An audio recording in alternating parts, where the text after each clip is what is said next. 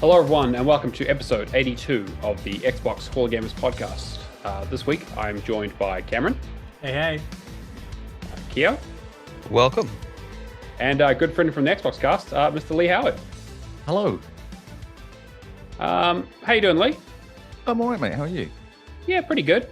You know, we got a lot on the docket this week. It's gaming season, so Yeah, things are happening.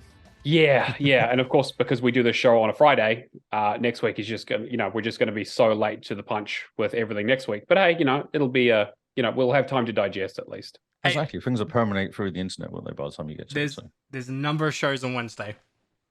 Yeah, true. Actually found out I'm involved with another one on Wednesday, Games of Dame. Oh I boy! did not know was okay. even going.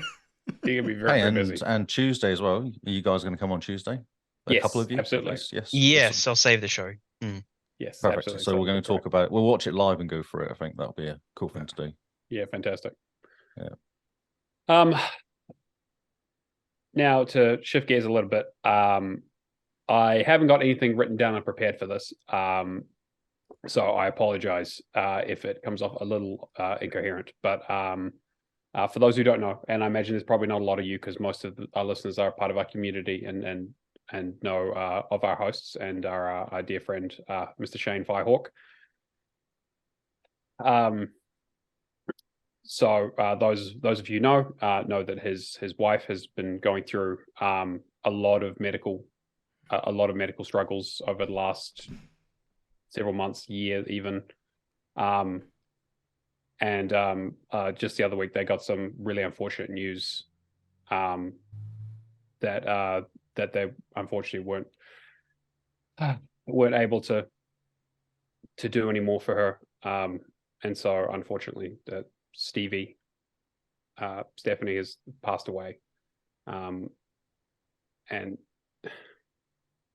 I mean, it goes without saying that obviously our hearts go out to Shane in a time that's just, the kind of thing that you would never expect to happen and can never really prepare for. And so obviously he'll be taking some time away from the podcast as much as he needs. And us and our community are going to do as much as we can to support him. We're going to be organizing some donations. I have access to, I have his PayPal address. If people would like to donate, please let me know. I'm not going to give it up on the show publicly, obviously, because, but if you would like to give, please get in touch with me and I can help sort that out for you. And Shane, on the off chance that you're listening, we're all here for you as much as we can. Yeah, we all care about you. And we're so sorry that you've had to go through this, and we'll continue to go through this for a very, very long time. All we can do is offer our support. Yeah. Yeah, we'll be here. So Yeah, absolutely. And as always with these things, I have no idea how we're going to transition out of that. But Distractions, video games. yeah, I mean, we are a video game show. I suppose we should probably talk a little bit about them. So, Mr. Lee Howard, you're thank you very much for joining us this week. It's a pleasure to have you on, and we're looking forward to hanging out with you next week and going through the Xbox showcase once that's kind of out there. Yeah, it should be fun. What's been happening in your world? It's been a little while since you've been on the show. Yeah, we've so we're on season 7, which is kind of crazy in the Xbox cast. So like 368 episodes now we've done. Jesus. Which is just insane. Yeah. People keep listening to it as well, which is yeah, also I look insane. at the season 7, episode 28. I'm like, how long have they been going for? Yeah, exactly. Yeah, we're in 6 years and a bit now. We started June 6 years ago, basically. So it's kind of because I was actually looking. So we had like beta episodes and stuff as well, which was really funny to do. Like one person or 3 of us around one mic, and the mic was balancing on a couple of books. Oh, classic. It's so funny. Like we just did it, and we're like, okay, so is there like a vague idea what we're going to do here? So it's kind of cool that we've gone from a mic to everyone has their own setup and webcams and actual proper streaming and stuff. It's crazy. Doing podcasting before it was cool. That's right. Yeah, we were trendsetters, mate. Leading the way. The true podcasting hipster is amazing. That's right. Yeah, so it's been good. So this year, what's happening is our communities are getting more involved as well. So we're doing all these events, and they're kind of growing as well, and getting way more people involved in them, which is kind of cool. Like Yes, the April Achievement Challenge was amazing. I was going to say the April Achievement Challenge is always a popular one around these parts. Although I think we've seen some serious burnout from the amount of achievements some of the people. Right. Some of them have been showing up on our Hall of Gamers leaderboards. Hey, we did tens of thousands. We did 1, 2, 3, didn't we, or something? Like something close to that. Yeah, it was absolutely ridiculous. Yeah, it was insane. Yeah. That's always a fun one. And so, what have you got going on at the moment? Back to your backlog, we do. So there's always a classic of starting games and then getting distracted, basically. So we thought, okay, we've been doing this for a few years now. If you go back and actually play games that you started or purchased as well. So when you buy a game on sale, you're like, I'll play that. I bought Prey before it was on Game Pass. That's how long ago I bought Prey. So wow. So it's a classic kind of, back to your backlog game that you can play. So there's like that. So finish the game. You don't necessarily finish it like achievement finish it. Just finish the story. Sure. Yeah. See credits. Look. We don't want to start anything here. You have to finish. I don't want to start nothing. Finish the game. Hey, TA says it's finished. If you get a little story finished, so that's true. I mean, you get a little flag thing. And you just spam everyone on your friend's feed. And apparently, 1,000 points count as if there are 0G achievements in there. They don't. Doesn't matter, really, does it? So. I mean, hey, look, I'm not calling anyone in particular out, but that person didn't get on the completions list this week because that's not a completion. Those people, it's not the only person. I'm sorry, I don't deal with the completions list. I can't save you. Yep, unfortunately, that's not a completion. How can you let him on the podcast though? How can you let him on the podcast still if he's not completing podcast? I mean, look, if it's not all the achievements out of all the achievements, what are you supposed to do? What is he bringing? All right. What's the point? I completed Hoa. Mm-hmm. Yeah, right. Also, it's not like it's not completable. It's relatively straightforward. Yeah. Anyway, I'm not going to get distracted. I'm not going to get stun locked or whatever they say on Twitch these days. Now, when it comes to Timeful 0G achievements, that's a completely different story. I've still got that World at War 10th prestige one I still need to get. All right, let's go. How's Forza 5 looking as well? Yeah, don't even. Okay, all right, fine. Right, we're going off on a tangent. I got called out yesterday. In AHA for this bullshit around some people finishing Forza Horizon 4 for the Eliminator. Yeah, Cameron, that's right. Yeah, exactly. Yeah. I'm sorry you suck at racing. Look, it was like 2:30 in the morning, and I just see this message of being like, "Oh, the Eliminator," and then Cameron just pops in there being like, "It's funny, I never see Neo posting about his Eliminator completion." No, it was a positive post. It was, I can't wait for the day. I wanted to celebrate your success. Yeah, right. Yeah, you're damning me with faint praise. I love it. I will find the message. It was very much yes, I can't wait until Matt actually I will let you know I had just finished the game that I was playing, and I was about to go to bed. It was 2:30 in the morning, and I saw that message, and I was like, no, I'm not going to be able to sleep. I need to run. I ran like five runs of the Eliminator. Didn't make any progress, obviously, but all right. Exact words. I live for the day Neo gets his goddamn Eliminator achievement. Yep. And everyone took that as that's. You should think at the same time, like the reason you had started that game was for charity. Yes. The cancer research, like it was for a good cause. It was for a very good cause, and it's a very good game. That's just the one achievement that is just going to drive me to drink.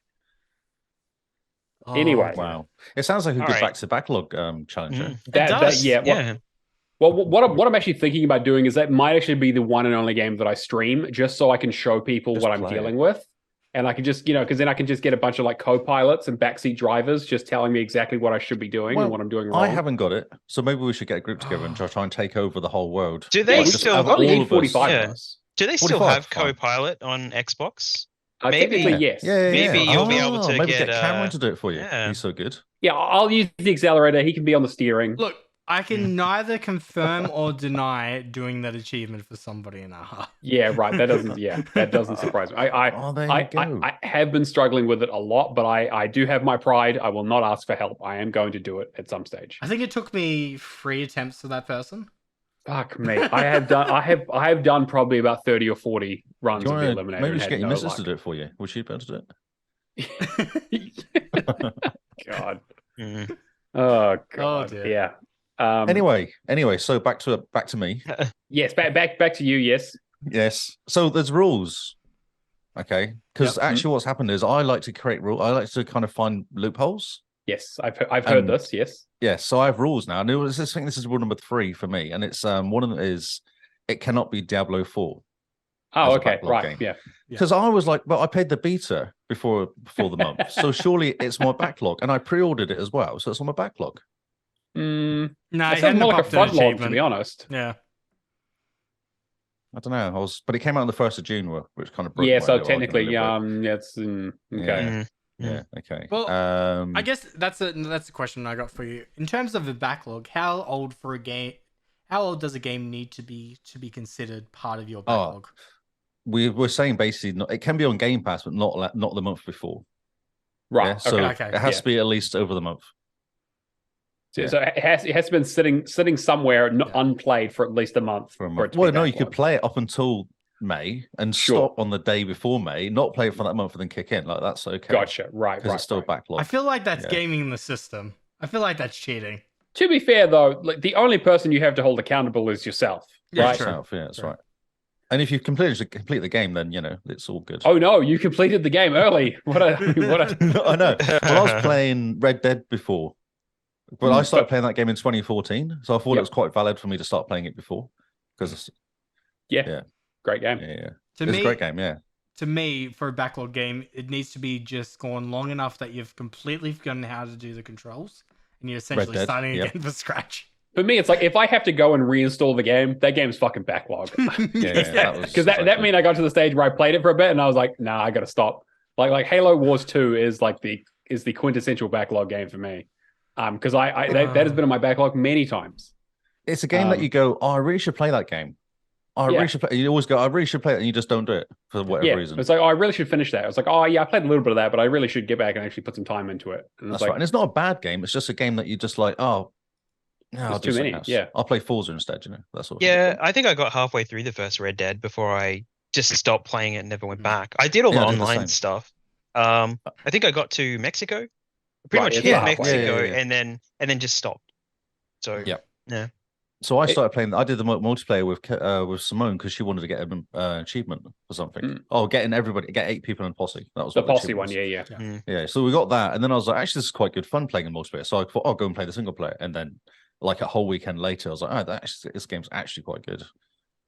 Yeah, I absolutely blitzed that game, and like I really didn't enjoy it when I played it, but I get the feeling that if I went back and redid it, like, for whatever reason, if they put out a remake or a remaster of it, whatever, I probably really enjoy it.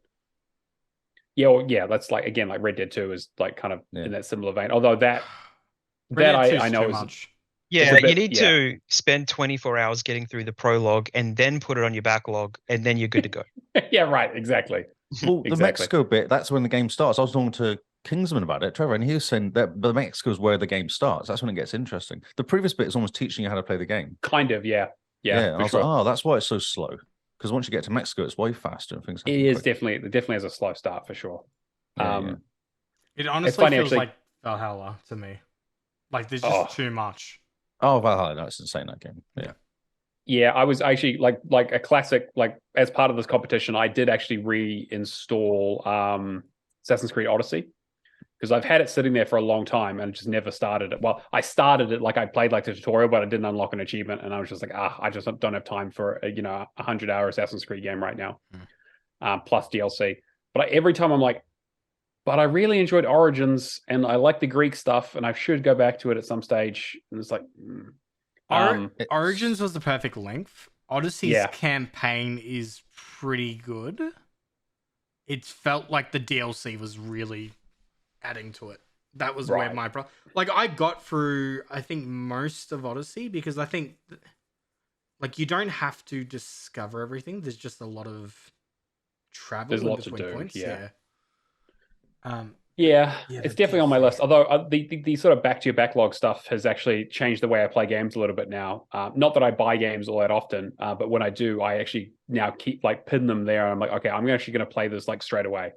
Yeah, so, a lot of the stuff that I've been playing recently that isn't on Game Pass is stuff that I've just bought on sale and been like, okay, no, this isn't going to disappear into a black hole that I discovered 2 years later. Like I'm actually going to put the time in. So Cameron, did you play a game Edith Finch, didn't you? Did you pick up a few games when we were kind of saying? So I called the host out of the Xbox cast to each I was busy when you did call me out. So I just listened to your podcast. Cool. You're playing Diablo. It was fine. You can take 2 minutes out of your day to pick a game for me. I don't know. It's quite busy. Yeah, and I did Monkey Pirates because that's what Simone picked because she thought it was a funny name. That's not a bad game actually. In terms of like a game that feels like a Switch kind of, those kind of casual multiplayer party games, yeah. That wasn't too bad. And then there's like a trick that Martel put onto I think it was like an hour or two of passive destroying boats, which took me like 10 minutes, which is great. Nice. So I got it done relatively quick, and then I did your one, Lee, which was What Remains of Edith Finch, and boy, that game's depressing. It's a great game, though. Yeah. Okay, cool. I know what happens to Edith Finch now. Everybody fucking dies. Well, spoilers, but yes, it's a lot of that's not a happy family for sure. Yeah. And I was like, why is this game like so? Like, I know so many people talk so well of this game, but I don't know. I just it was okay for me. I think it's beautiful. I love that game. I mean, as much as it is a game, as it were. I mean, it's a walking simulator, but I know it makes me wonder, like, whether it was just really good for the time. Like, if it was a time of, like, where walking sims and that was so. Yeah, I suppose. Yeah. Yeah. Well, I mean, it's birthed whole companies like Annapurna and stuff like that now. So that's true. That are making good story-based experiences. So yeah. We just have to go back and thank/blame Dear Esther as being the first one. Yep. But yeah, got that one done, and then still waiting on Kyle to give me a game. I think Kyle's just hooked in Diablo. Yeah, no, we're just broken. Yeah, we have a website. We've actually has the back to backlog on there if you want to follow the guidelines and stuff. Oh, nice. Yeah, check that out. So go on the website xboxcast.co.nz. Yeah, we should check that in the podcast channel and on the Discord, so we go and check that out. Yeah. All right. Well, I mean, that's probably a nice transition into what we've actually been playing. Then, are we gonna Lee? Do you want to go? Did we do Isaac's question? Oh, I didn't see it. Did Isaac have a question? Yeah. Hey guys, back to your backlog going on. How do you decide what game from your backlog to play? Just a feeling? Go through an order? Something else? Thanks for the show. I'm sorry about that, Isaac. I totally missed that. All right. See, sorry, Isaac. I'm going to call you out for a second. This is what happens when a week gets missed. He just completely forgets about you. No, that is categorically untrue. 100%. I just I tag the Xbox cast and I tell them, hey, give me a game, and I got 2 games completed because of it. And you went to the Discord, the discord.io/the Xbox cast. Yeah. Cool. You get one plug in episode. One plug. But yeah, I went in the Discord. Todd also recommended Crazy Taxi for me. Oh God, Crazy Box is ridiculous. Yeah, no, it's a bad game, that is. I have that sitting as like an unstarted backlog, and I was like, it's just not fun, to be honest. No, it should have stayed back in the 90s, that game. Yeah. It's the worst thing because it's like so close to being doable for me.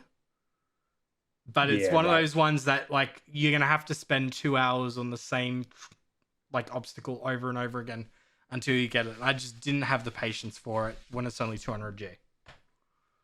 Yeah, that's totally fair. Yeah. But so that's how I picked mine. Yeah, what about you? Well, I decided that I'm going to, because I have like I've got another friend that we kind of talk to and we kind of work out like 3 resolution games for the year.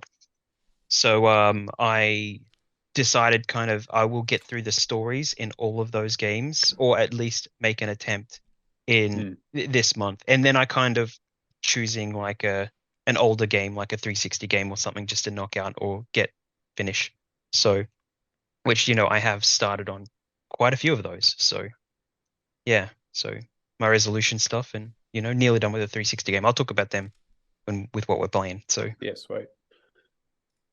As for me, I technically didn't pick anything, and actually I could use some help with this from anyone who wants to throw suggestions at me. What's Horizon 5? That's not backlog. I am actively working on that. That is not backlog. That game has been installed since I have not uninstalled that game since last year when we did that damn charity stream and got those achievements. So I've been working. It is sitting in front of me. It's also taking up a huge amount of my hard drive space because it's like 200 gigs or some ridiculous amount. But I'm definitely open to suggestions as to what I should work on. Because those who know the show, right, obviously know that I play a lot of Game Pass stuff, and that's kind of where I get most of my gaming from. But I have been buying a few things because I'm kind of running a little dry on the Game Pass well. There's still more in there, but I'm finishing games faster than they add them. In terms of like games I'm actually interested in. Obviously, they have other stuff in there too. But yeah, I could definitely use a bit of a push. Have you done the Ascent yet? I did do the Ascent, yes, on yours and Aftos's recommendation. I actually really enjoyed that. Yeah, it's a fun game. I've got two for you. Bloodstained Curse of the Moon. Yes, okay, I definitely should do that. Yeah. And Earthlock Festival of Magic. Okay, yeah, those are two really good ones to do, actually. Yeah. Just straight up. We got the new Harry Potter game or anything like that? Yep, did that actually. Yeah, that was pretty good. It definitely had a little bit too much of that. Like, okay, let's just throw a bunch of open world things here. Yeah, I haven't done all the pickups yet. I've done most. I've done the story and everything else. Like fucking 90 Merlin trials or whatever. And you're like, come on. Yeah. I was thinking about going back and doing, and it looks like you're in the same spot as me, Neo. The Prince of Persia Classic. Just need that last final achievement, a whole run without dying or whatever. Yeah, the survivor run. I should do that. Yeah. Can I change my answer? Because I'm still holding it over you. Cuphead. Okay, yeah. Cuphead's a great shout. I should do the DLC as well while I'm at it. Okay, yeah, cool. Those are some good suggestions. I will promptly ignore all of those and play something else, but I appreciate them. 100%. But yeah, so hopefully that answers your question, Isaac. I guess, yeah, Lee, is there any secret sauce in how you pick your stuff? No, I did get Red Dead. I get inspired because I was playing it earlier. I thought that's a good one to go back to. And also Coffee Club, what was it called? Coffee Talk? Coffee Talk? Coffee Talk, which I started playing and then got distracted, so I'm going to go back. I installed that to play that as well. So that's the first or the second one? The first one, because the second one came out and I heard it was good. So yeah, right. The first one off. Yeah, actually, like playing those back to back is probably quite smart because they reference a lot of stuff from the first game that I had to try to remind myself of. Remind yourself, yeah. All right. Well, let's get into what we've been playing then. Lee, do we want to start with you? I mean, I imagine what you've been playing starts with D and ends in Diablo 4, but maybe, yeah. I did play Ascent though. That was fun. Just helping out on back to the backlog. I was doing some back to backlog for other people. I was going to say, you're just running people through Diablo. Yeah, just so I can get permission to play Diablo. So helping people with back to backlog, I thought that was quite good. We're getting around it. Okay, I need to hear about Diablo because I am. Yeah. I love Diablo. I loved Diablo. I love 2 and 3. And I've heard mostly good things about 4, a little bit mixed in terms of some people have some small gripes with it, but it looks like it's a Game of the Year contender by any means. Yeah, it's insane. Yeah, that's nuts. So I played the beta and spent the whole weekend basically playing it. I must put 20 hours into it that weekend because it was just nuts. Got to level 20 and then just did all the messing around. So I don't know if you know Diebot Jester, one of our guys and listeners. Yep. He loves Diablo, so we were just running through it together, doing by dungeons, and it works really well as 2-player. He's on PC as well, and that worked quite well. Like the cross-play stuff was really good. Yeah, go on. Sorry. I was saying, what class are you playing? Sorceress. Oh, right. Okay, interesting. A Pyro Sorceress I'm playing currently. Gotcha. Just fire everywhere. It's amazing. I mean, that was one of the builds to go for in the second game, so I can definitely see that. Yeah, so I built it, and there's a pretty cool website, a Max Rolls it's called, and it'll give you like builds, and I built basically the same pyro without thinking about it or looking at it. I built basically the same build as recommended. I was like, well, that's good. Nice. This is why I cause havoc everywhere. Gotcha. She's not very good at melee, but she's really good at AoE stuff. So yeah, right. Yeah. So the game's amazing. Like, it's incredible looking. The sound is amazing. The controls feel right. Feels like really good on controller. Really good controls on the controller. It's insane. Yeah, it's really well done. Although does it still have like the right stick to roll thing that was in the third game? Don't believe so. Gotcha. Okay, right. No, there's a dodge and bees dodge. Gotcha. But you only get one. Is it bees dodge? I think bees dodge, but you only get one, and it has to recharge. It has like 4 seconds to recharge. So got it. Right. Yeah. So you're better off just setting yourself on fire like I do, and then you get protection. Yeah. Because then things run at you, just set them on fire. Yeah. Right. Yeah, the story's cool. Like, it's a typical kind of, Lilith's about. She's taken over. She's a bit annoyed because someone killed her mate, so she's kind of gone a bit of a rampage. And you're chasing her around. That's the story. Is you chasing her around, basically, going after everything she causes trouble. You kind of go after her to kind of sort it out. You're the wanderer, so you wander in there like you're saved by a wolf and you have no powers, and that's how you kind of get into the story. Which is kind of cool. It kind of explains why you're there, why you're the wanderer. So yeah, right. And this wolf guy helps you out. Yeah, the actual so all the graphics are really nice. Like, they've done a really, really good job on the actual the layouts of the isometric stuff. The cutscenes are amazing looking.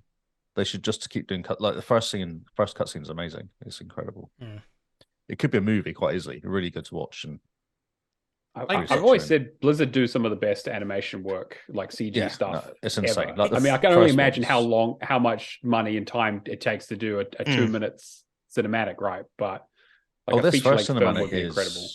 It's like 5 minutes, I think. It's really long, the first cinematic. And everything else is in game, yeah? Yeah, the in-game cinematics is so good. Yeah. It kind of changes the angle very slightly. Yeah. It's a bit like Ascent does, that kind of whole zoom in thing around. It does that. When you go to a cutscene, it'll kind of just change it slightly. And then you have the conversations between 2 people, and then it zooms out again, and then you start playing. So that's quite cool. And there's these petals that you pick up, and it zooms into the screen to get to this like animation, this like dream sequence, basically. There's all that sort of stuff happens. So they're doing way more moving around the isometrics rather than just having a fixed camera. It moves around slightly more. And it does zoom in now as well. Actually, I noticed I was playing yesterday that it actually zooms in at some points, depending on where you are, which is right. There's horses, which is kind of mad. You got mounts to run around on, but you have to wait to level 50. So I haven't quite got one. I've got level 43, so I haven't quite made it. To it's Act 4. It's not level 50. It's Act 4. You've got to complete Act 3, haven't you? Yeah, which is basically. Because one of my mates was complaining like about the exact same thing, but apparently like somebody level 30 got into Act 4 and just got it, and he's like, what? Yeah, you probably could. Yeah. Because people completed, someone did the story quite quickly. Because you can just mainline it. I did discover that you can just, because I was doing everything in the first area like you do. Yeah. I was like, wait a minute, I should actually do the story rather than doing all the dungeons. Because dungeons are really cool to do with people. And they don't make any difference to the story. So you can just go back and run through them after you souped up your character a bit. So I'm on Act 3. I've just started Act 3. And I think this baddie's a real pain in the backside to kill. So I've tried it like 2 or 3 times. He keeps. I got down to like a third health and he killed me again. I was like, okay, I need to have a break now. This is getting annoying. Did you do the stronghold, the Frostthorn? I've done 2 strongholds. Like I've done a couple. The ice one? The one in the first area? Yeah. Yes, I've done that one. Because you kind of get introduced as this is how you do stronghold thing. The first time around, I was way too... It's a nightmare. Way too squishy. So I discovered, because what I do, sorceress, I do stuff and run away. Because I'm moving constantly. You can't stand still as a sorceress. You could run around in circles. But I was running to areas where other baddies were, other devils were. Yep. And then I was getting more after me. I was like, oh, crap. So I just kept running. And in the end, I was doing this loop and just dropping fire. Benny Hill, the whole thing, Yeah. So I was dropping fire, dropping hydras, and running around in circles. And it was killing stuff slowly. Yeah, that was a nightmare. I've been playing Necro. This does just sound like Diablo 2 all over again. And it's Diablo 2. I'm kind of into it because that's exactly how that shit played too. Yeah. You just got to keep, especially sorcerers. They are really squishy. And there's one of the boss dungeon baddies has a dome of protection, so you can only hit him when you sit next to him. But of course, I'm like, well, this is no good for me. I can't stand next to you because you'll kill me. Yeah. So I went, okay, I need to get a friend. I need a necromancer with some skellies to go and do stuff. I think that's what I need to do, and then I can throw fire in the dome when he's attacking the skellies. Amazing. Oh, camera's we lost your camera there. Yeah, I just turned it off for a second. Okay. Yeah, that's cool. It just plays really well. It's just easy. It just makes sense. Like the loop's awesome. You know, the whole dungeon run, get all your gear, too much gear in your pocket, go back, teleport back to base, sell all your gear, upgrade your character, go back out again, and just the loop is awesome. Yeah, it's really easy. I've got like 1.5 million gold in my bank as well, so I can go and buy stuff or do whatever. Oh man, I'm gonna have to buy this game. You have to play it. Yeah. Right. I think I'm on about 30 hours or so in like 3 days or 4 days. One of the bosses the other day just absolutely destroyed me. And then it was like, all right, cool. I need to take a break. Hopped off for 20 minutes and I'm just like, I'm bored. Log back in. God damn it. It's really fast as well. Like the connection's amazing. I jumped in yesterday and I was in within like 20-30 seconds, I swear. I don't know how I feel about the always online state, just because of what happens is I can't remember what his name is, reached a level 100 on hardcore, got disconnected, and got killed by a vampire bat. Oh, that's brutal. Yeah. It's like, what can you do? Yeah. I lost a whole bunch in, you're talking about Valhalla. I lost about 10 hours of saves in Valhalla because the save game deleted. Yeah. I lost 10 hour play. Out of like 18 hours, I lost 10 hours. So I was like, yeah. I haven't gone back. I can't play. I played it for about an hour. I was like, I can't because I've done all this before. This is really annoying. Right. Yeah. It just kills the mood for it. Mm-hmm. Yeah, this is probably good. I mean, I imagine they probably will do an offline mode at some stage. No, I don't think so because they've got lots of people running around with you. Like you can join up with people walking around. So because you're sharing the instance with other people, there's like 10 or 15 other people in there. Oh, right. Yeah, if not more, probably now. I know they have those like world bosses and stuff like that too. Yeah, that's right. Yeah, world events, world bosses. They're quite good. They're quite good fun. Especially because they tell you vaguely away there's something happening, so you can kind of walk over and there's other people there. You join in, save caravans, kill stuff. I was surprised. The first day I played, I barely found anybody. And it's only just started populating over the last few days. That's because the normals are in there, aren't they? Yeah, the people who didn't pre-order. But I it was quiet. I didn't have access until the standard edition came out. Sure. So I was very surprised on launch. But you're also on Australian time, though, right? Yeah. Yeah. Just hit me up, Cam. I'll jump in with you.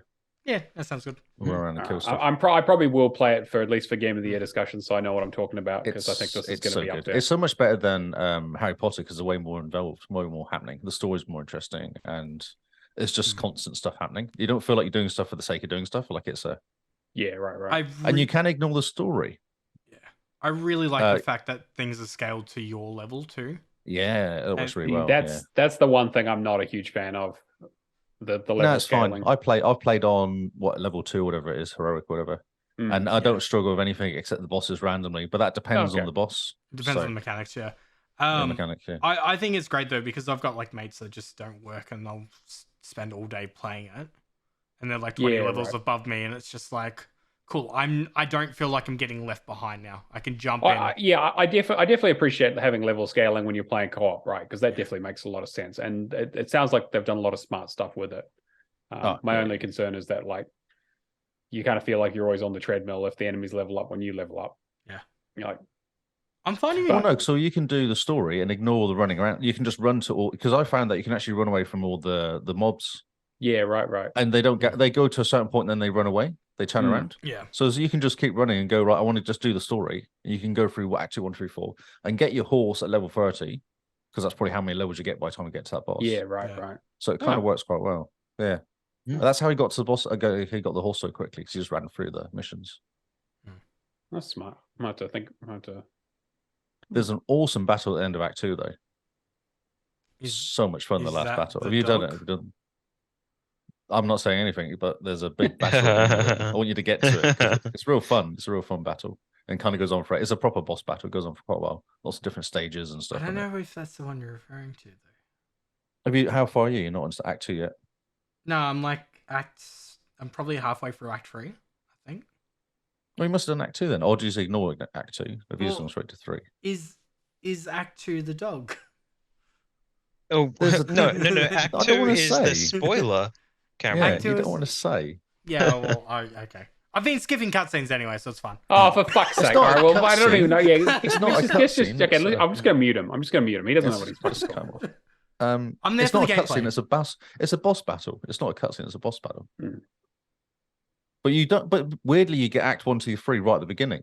So can you just ignore 1 and 2 and just go straight to 3? Is that what you did? No, I did Act 1, 2. Oh, as in, can you go and do 3 before 2? It's there. It's kind of deep in like. Okay. It's deep in the map, so you have to run to it. I ran to it from 2 to 3, and it was a bit of a run. So I've started off central. I can't remember what the place is called, but then I worked my way over to the right and did a lot of side content. Oh yeah, that's where it leads you off to do that. Yep. Last 2, like then I did the stronghold, which I was struggling with at first. So I went north and did whatever that act dungeon was. or a cellar or something. Oh, I see. Yeah. With I think there was trees or something, and then I went back down to the right and cleared up what else I needed, and now I've just started going to left. Okay, so you're not in Act 2 or 3 because Act 2 is where you will start off, but it's kind of northwest up there. Yeah, that's where I've done. Like the very northern point of the map. Yeah, but it's more westy.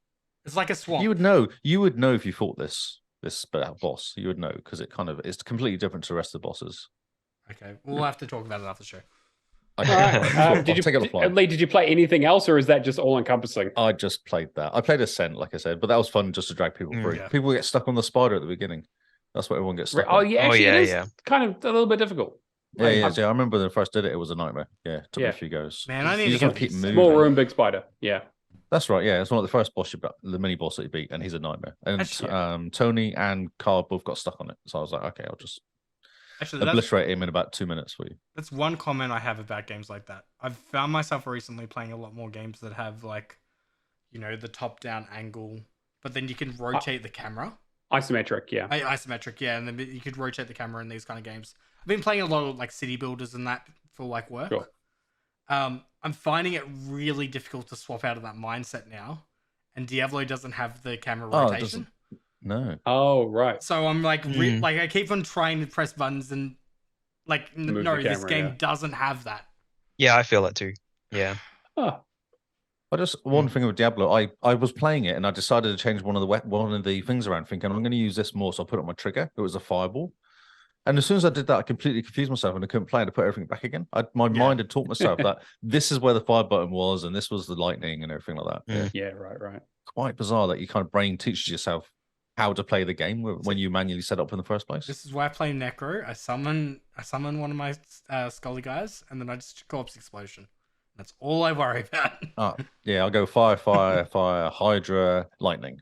Yeah. And then fire. Well, then fireballs don't cost me anything. And that gets my lightning back up again. And I do lots of lightning after that. Chain lightning. Yeah. And I kill off screen, which is great. So if I go into a room, there's stuff in, I can just shoot loads of lightning in the room, kill it all. Walk in there, everything's already dead. Yeah. It's already dead, yeah. And you know where those jumps are? The jumps and up and down you go? You press B to jump over something. Oh, yeah. I discovered that I can shoot from the other side. So I annoy the mob, run away, and then shoot over the gap, and they can't get me. The advanced tactics right there. Yes. Yeah. I was quite impressed with that. It's awesome. You should play it. All right. Okay. It's definitely on the list. I feel like I can't get away from it. No, just play it. It's fun multiplayer with dungeons as well. That's quite cool. It's a hell of a good time. Yeah. Gotta love talking about marketing for a second. You're gonna love New York at the moment. Oh yeah. Well, the fact that have you seen the marketing for Diablo as well? Like, there's some awesome marketing out there. There's some really good live stuff, action ad for it, didn't they? Which is quite cool. I swear, every time I log into Twitter at the moment, it's what's her name? Megan. Yep. What's the one that's married to Machine Gun Kelly? I can't remember her last name. Megan Fox. The one who was in Transformers. Megan Fox. Yeah. Megan Fox. Yeah. Just commenting on people who have died, like Twitch. Yes, that's what she's doing. You know what? The one thing that Xbox needs to take from the acquisition of Activision Blizzard is the marketing team. Yeah. Well, Blizzard's at least, yeah. Yeah, Blizzard's at least. Yeah, Activision maybe not so much, but yeah. Because they're saying about how Nintendo didn't do any marketing for the Nintendo game. They can't.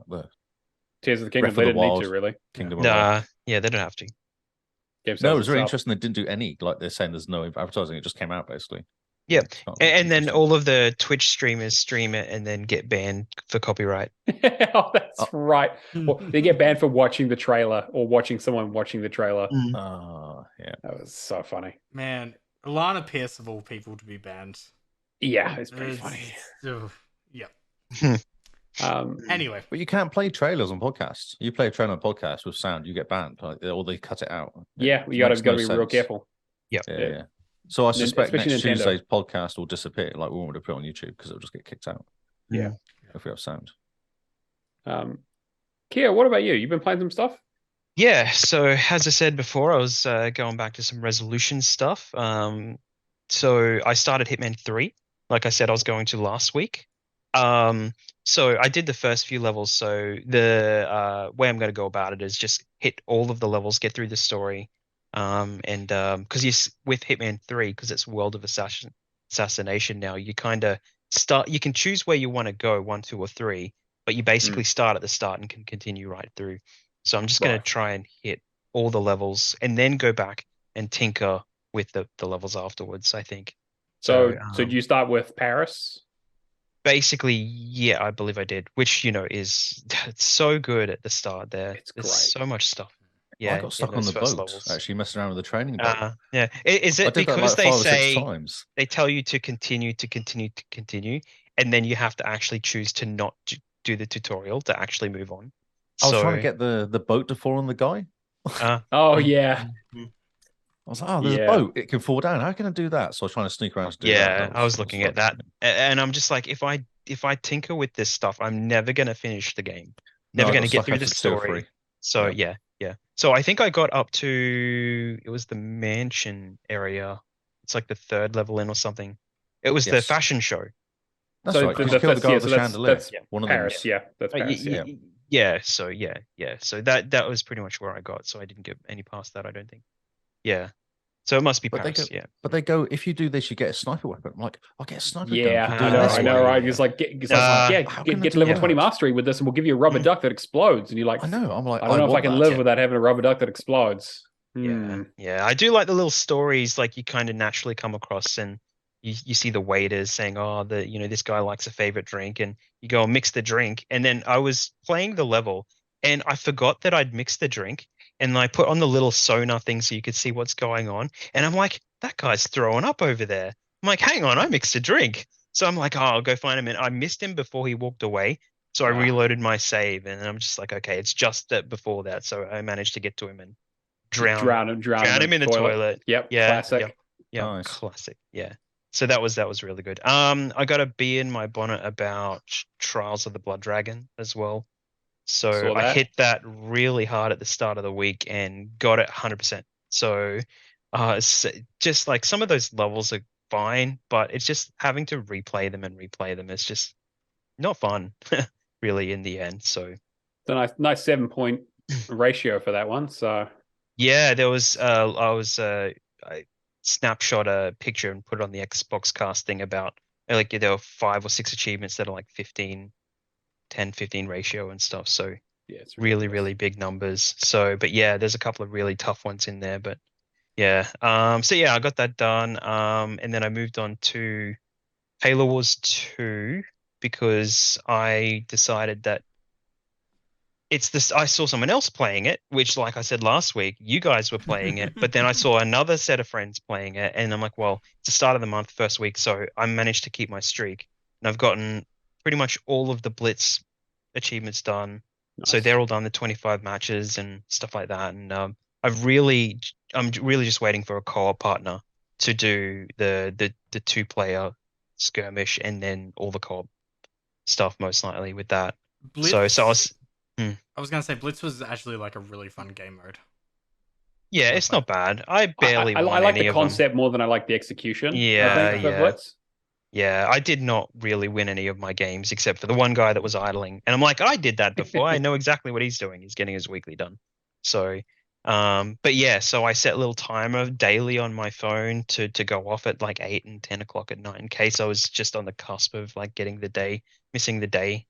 So I've got the weekly daily one done now as well. So yeah, so I'm like, oh, I've got a daily timer set up. So I'm going to load up Microsoft Solitaire and get the monthly out of the way. So I Oh, loaded boy. that up, and I'm like, oh, okay, well, now I'll start doing this, and I've started going through that. I've had to run quite a few errands with my wife this week because she's damaged herself a little bit, and so I'm taking her to appointments and waiting in the car, and I'm like, well, I got my phone, so I'll do some of that. It's So time to yeah, duel. Yep. yeah, exactly, yeah. But then I started working on another backlog game as well. So I've done I did years ago with Todd, and I think with Zach as well, Zenimus. He Battlefield Bad Company. Oh, yeah. So we did that a long time ago. And I just needed to do the story, and the story's fine. Like the story's rubbish. Like, Yeah. yeah, US military junk. But uh, I the gameplay is okay. So it's Mm. kind of like a linear sandbox. It's like you go from point to point to point and open everything up. So you have to clear a target in this area, and then it opens up more of the map, more of the map. Then there's 5 or 6 maps. But Oh, eventually, once you open up the full map, you can just run around the whole and just get your collectibles and stuff like that before you do the final objective. So, but generally, you're kind of getting what you need in the area and then moving on, and then getting what you need in the area and moving on. So when I say it's linear, it's like you really just go from point to point and you don't have to do anything else on the map. gotcha. So, but yeah, yeah. But yeah, I did the hard play through the story for that today, got that done, and it doesn't stack with the standard. So I have to do it again on standard. But all the collectibles are done. Yeah, I just need a run through of the game again. But yeah. Yeah. Yeah, I really enjoy like a good, decent length FPS campaign. Just like, single player co-op, just run through it like Battlefield. Like it's the same reason I play COD. It's really straightforward. Yeah. So like there's something enjoyable about that. It's just unfortunately, with Bad Company, it's just tacked onto one of the grindiest multiplayer that there is. Yep. Yep. Yeah, which made it there was a suggestion by Todd to actually go and do this. He keeps hitting me up month after month saying go back and do Bad Company. So Yeah, I'm right, like, well, right. back to your backlog's a good time to do it. So yeah, doing that. Nice. All right, that's everything for me. So All right. I've got a bit of I've been busy. I've been very busy this week. So I've got a lot. So I talked a little bit about Sherlock Holmes Chapter 1 last week. It is a sort of reimagining of the Sherlock Holmes origin story, where he goes back to an island that he grew up on out in the Mediterranean to basically visit the grave of his mother to get some sort of closure. He has an imaginary friend that he talks to the whole time. That's very, very strange. I'd sort of mentioned that it's very similar to Sinking City in that they very much like use that format of, hey, you need to go find this person to interrogate them. Here's their address. Go find it on the map. Like they don't put an icon down for you or anything. You just kind of got to look at the streets. I was only on like the second chapter or so when I talked about it last week. So I finished that. It's not super long. There is a lot of side content, like there's a lot of collectible, like not a lot, but quite like a decent amount of, there's like 5 main story quests. And when you get to the end of the 4th one, it's like, okay, go and do all the side missions, all the little like sort of, there's one where there was a bar fight that happened and someone died. You need to figure out who killed who and like recreate it. And there's some like, sort of classic cases and other small stuff. It's good. I think it's the best Sherlock Holmes has been in terms of like Frogwares' series. Because I also, like I went back and played a little bit of like Devil's Daughter, for example, which was the one beforehand. And that game is rough, like 360 levels rough. So I'm looking forward to, like, if this is the template they're going to use going forward, I'm looking forward to seeing more of it. I don't really feel like the open world adds a lot to the game. It kind of feels just like they felt like, well, we need to, we can't just have 5 cases. We need to kind of spruce it up a little bit. And there's also kind of this meta narrative kind of going on about Sherlock and why he has an imaginary friend, for example, and all that kind of stuff. That's kind of interesting. Yeah, like overall, like, sort of like it's like a solid like 7 out of 10. Like it's not going to blow anyone's mind, but if you feel like a good mystery, like, I mean, I love a good murder mystery stuff. And I like Sherlock. And if you're a Sherlock fan in general, like if you know a lot about Sherlock mythology, there's a lot of in jokes and references.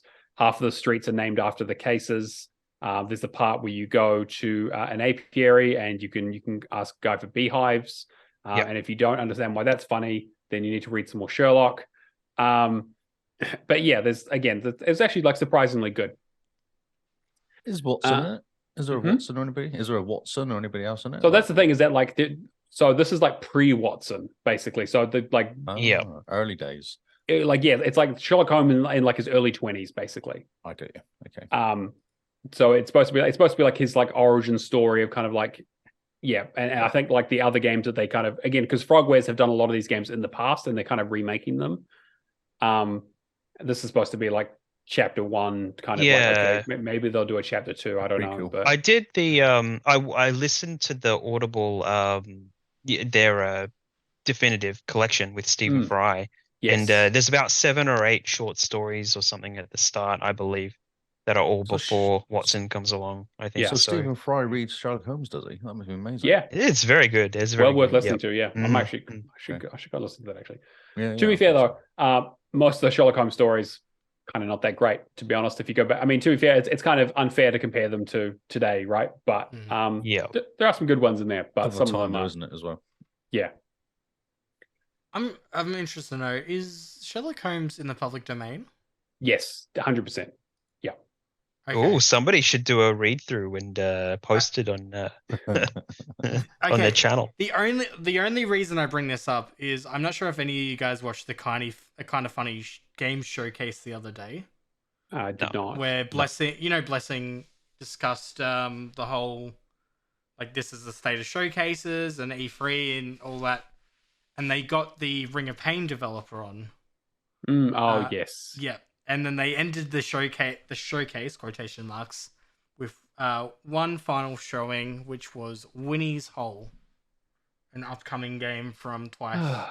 Because Winnie the Pooh is now in the public domain. Yeah. Oh, right. Okay. Yeah. So I'm just wondering, like, what could they really do with the Sherlock Holmes IP? Yeah, well, it's like I will say, like, it's not exactly as cut and dry as like everything Sherlock Holmes is now public domain. There is various things, like it's like various stories, and some stuff are and some stuff aren't.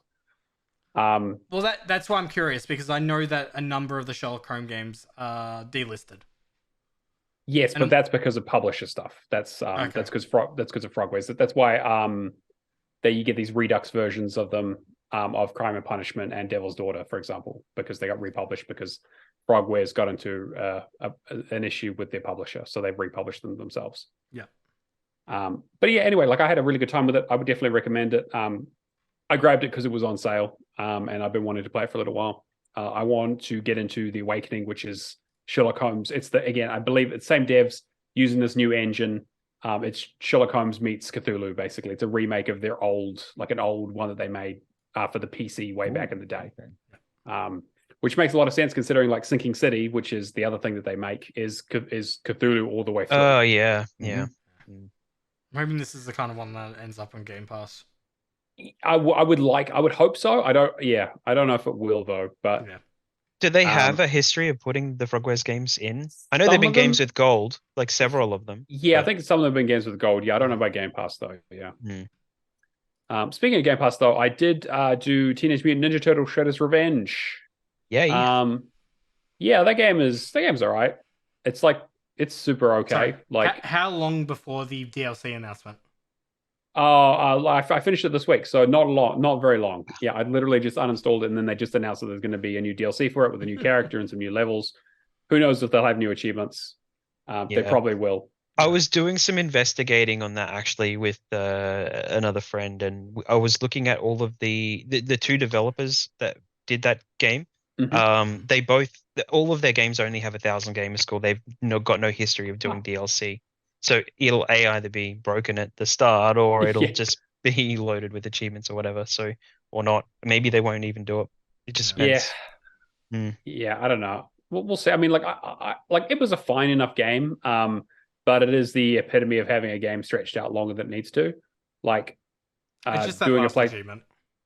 Well, like, to be honest, like, I don't really need to play through it more than once. You know, like, they don't add anything. There's, like, having an arcade mode and a story mode, I mean, didn't really do anything for me. The co-op is really good. Like having 6 people on screen beating the shit out of things is fucking great. Like that was fantastic.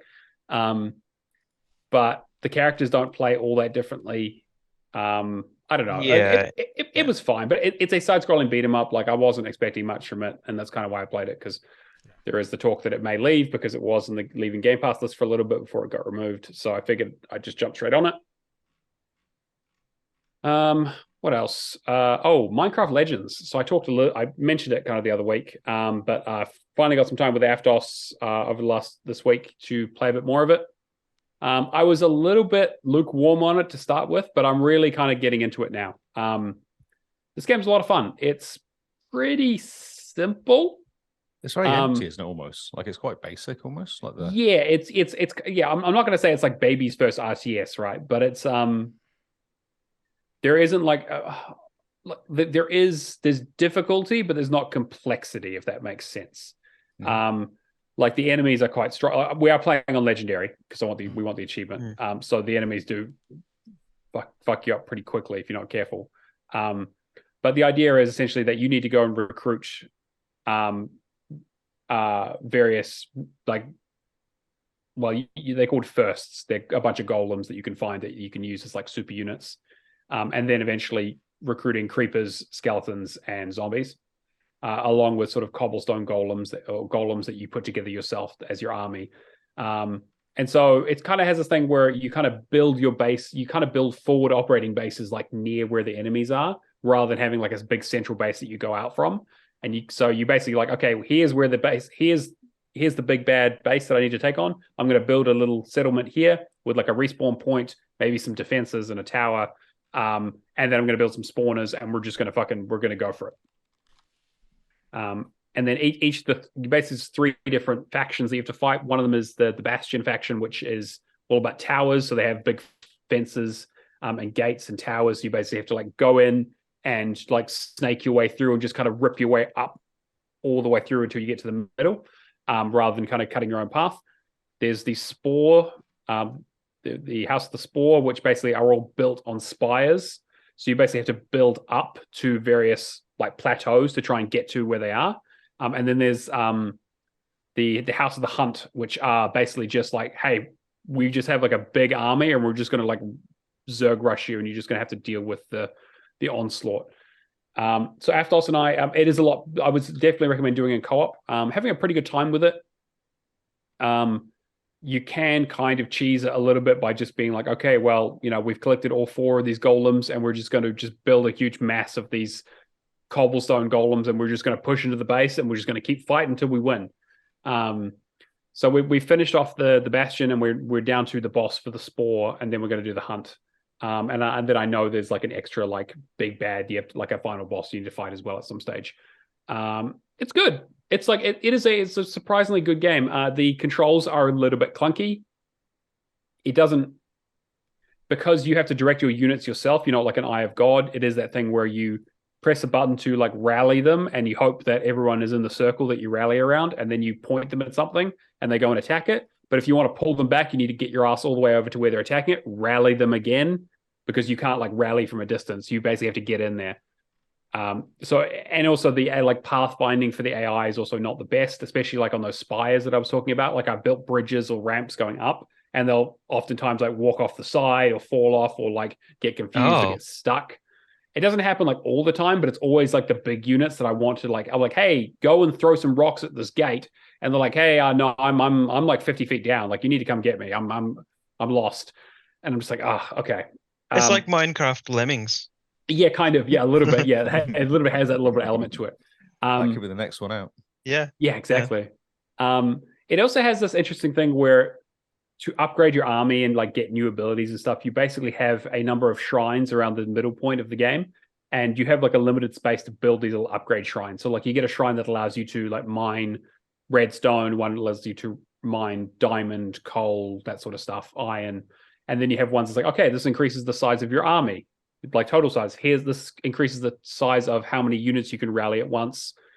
Here's one that allows you to build certain like turrets or like catapults and things like that, like siege weapons. And so like you kind of have to pick and choose, like, okay, how many of this upgrade do I want? How many of this? Because you have like limited space around these things that you can kind of fit these buildings on. It's an okay system. Like I feel like it's a really interesting concept, but I feel like it's maybe a little bit underbaked. But we'll see. I don't know. I'm having a good time. Like I want to play more of it.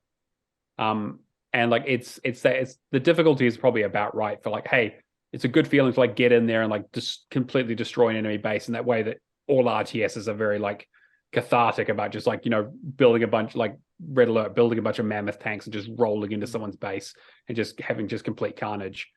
It definitely gets that feel across. But again, like some of the technical stuff and the sort of fiddliness is kind of not the best, unfortunately. Did they build seasons into it? Sorry. Yep. Just saying. No, I was going to say, because Dungeons was the same when it first came out. It was very basic. Yeah. They very quickly added to it, didn't they? Yeah, that's why I wanted to bring that up. Yeah. They have something that they're doing, but in terms of what complexity it adds, I'm not really sure. But they definitely have some like seasonal content planned for this. Like this is definitely like a platform that they're going to build out from. But like in what direction they build, I'm not really sure. Because like it doesn't really make sense for them to do like it would have to be like maybe like a completely separate campaign or something along those lines. Because again, like this game does have quite a definitive kind of like story. I mean, there's not really a lot of dialogue, but it's like you have like stages of like, hey, you got to take on these enemies, but it's like one big map that you work around. So once you're kind of done with it, you're kind of done with it. Dungeons was the same though, and they just added islands onto it. Yeah. So that maybe that's what they do is they just kind of like, hey, we're just gonna, this is a new type of piglin army that you have to fight with as an expansion or something. I mean, that would make a lot of sense. So I'm curious to see what they do with it. In terms of controls and that kind of refinement, though, I don't really see that. But maybe like new units probably will help quite a bit. Mm-hmm. I also yesterday was looking for something to play, and I remembered that Amnesia: The Bunker just got finally came out after being delayed like 6 times. This game's great. I finished it. Well, I basically finished it. Okay. It is not a long game. It is, think Alien Isolation. Yep. And that's pretty much it. They're like, hey, Alien Isolation, but you're a Frenchman in World War I in a bunker. So the whole thing is that you wake up with a bunker, everyone is dead, and there's this monster roaming the halls, and it's like, hey, when all the officers left, they basically blew the door behind them. You need to go and find some dynamite and a detonator and get yourself out of here. And that involves you basically going to 4 different parts of the bunker, solving puzzles, hiding and stuff, collecting things. Like you need to find some bolt cutters, or you need to find like a wrench to get into stuff and that sort of thing. And then find like dog tags with like key codes on them and that sort of stuff. It's really good. It's a little bit janky. In the same way that all the Amnesia games usually are. But I had a fantastic time playing through it. You can play it on easy, like you don't have to struggle with it too much. It is a little bit, there's like quite a bit of resource management in terms of like, you only have limited inventory space. You have a generator that you want to keep running, because as long as the generator is running, the beast does not roam the halls for the most part, because it keeps the lights on. But if the generator runs out of gas, and you find gas all over the place, but you have to like, if you find it somewhere, you need to get it back to the central point to put it in the generator. So you wait, and you have a stopwatch that will basically tell you how long you have left, which is very, very stressful. And so as long as you have enough fuel, the game's easy, because it's like, okay, just wander around, try not to make too much noise. Don't throw too many grenades around or any of that kind of stuff, or shoot too much. But if the lights are off, oh, buddy, then it's like you're just wandering around in the dark. Any noise you make, that thing is around the corner. It is like, it has like the Alien Isolation level of just like absolute abject horror. And the thing comes out of like vents and stuff. So it's very like, they obviously took a lot of inspiration from that kind of game. It's a pretty short game. Like I got my first playthrough done in about 3 hours. And that's getting all the collectibles. There was one collectible achievement for getting all 52 of the notes that didn't unlock for me. I fucking sent them an email about it, because I was like, and so there's a few complaints about that. And then also the get all achievements achievement is glitched as well, of course. Yeah. Which is a real shame. I was going to say there's 4 people that apparently completed on TA, but are they all? Yeah, well, again, like there are a few people who got it, but it just seems like it's like there's something happening there and people aren't sure about it. But there's a thread complaining about it. So I'm just kind of waiting for a patch. There is quite a bit of replayability in that. the spawns for items and the code numbers and everything are random every time. So the whole thing is that like you might go into a room and find a grenade, you might go in there the next playthrough and find some bullets, or you might not find anything. And so the resources you have, like it's not just like, okay, go here, then here, then here, then here. It's like, okay, well, you need to actually scavenge for shit. And I don't normally like that kind of game, but it's self-contained enough, and like the area, like it's not a huge, like I said, it's not a huge game. There's only so many rooms that it doesn't feel like overwhelming. But like, yeah, I would definitely recommend it. I think it was really, I mean, once the achievements are patched and stuff, there's an achievement for like not using, there's like an item box you can store stuff in. It's like, don't use the item box and don't drop anything. So you have to be very careful about what you pick up and make sure you have enough inventory space to make things. Because you want to make like fire bombs and things to, because there are like rats around and you want to burn bodies, and, or, you know, you have a pistol, and like a pistol, if you shoot the monster, it will scare it away for a little bit. And so it's like, okay, it's like, okay, I've got a firebomb, I've got a med kit in case I get hurt, and I've got some fuel to put back in the tank, and I've got like a grenade if I need to blow down a door or something. And it's like, okay, well, I need to make sure I have space for like, you know, like my bolt cutters and for all this sort of stuff. So it's like, there's very much like a feeling of like, okay, well, there are a lot of resources out here, but I have to be careful about what I can pick up because I only have so much room, I only have so much time. There's also one for like getting through without using any save points, and one for doing a speed run and finishing the game in under 30 minutes.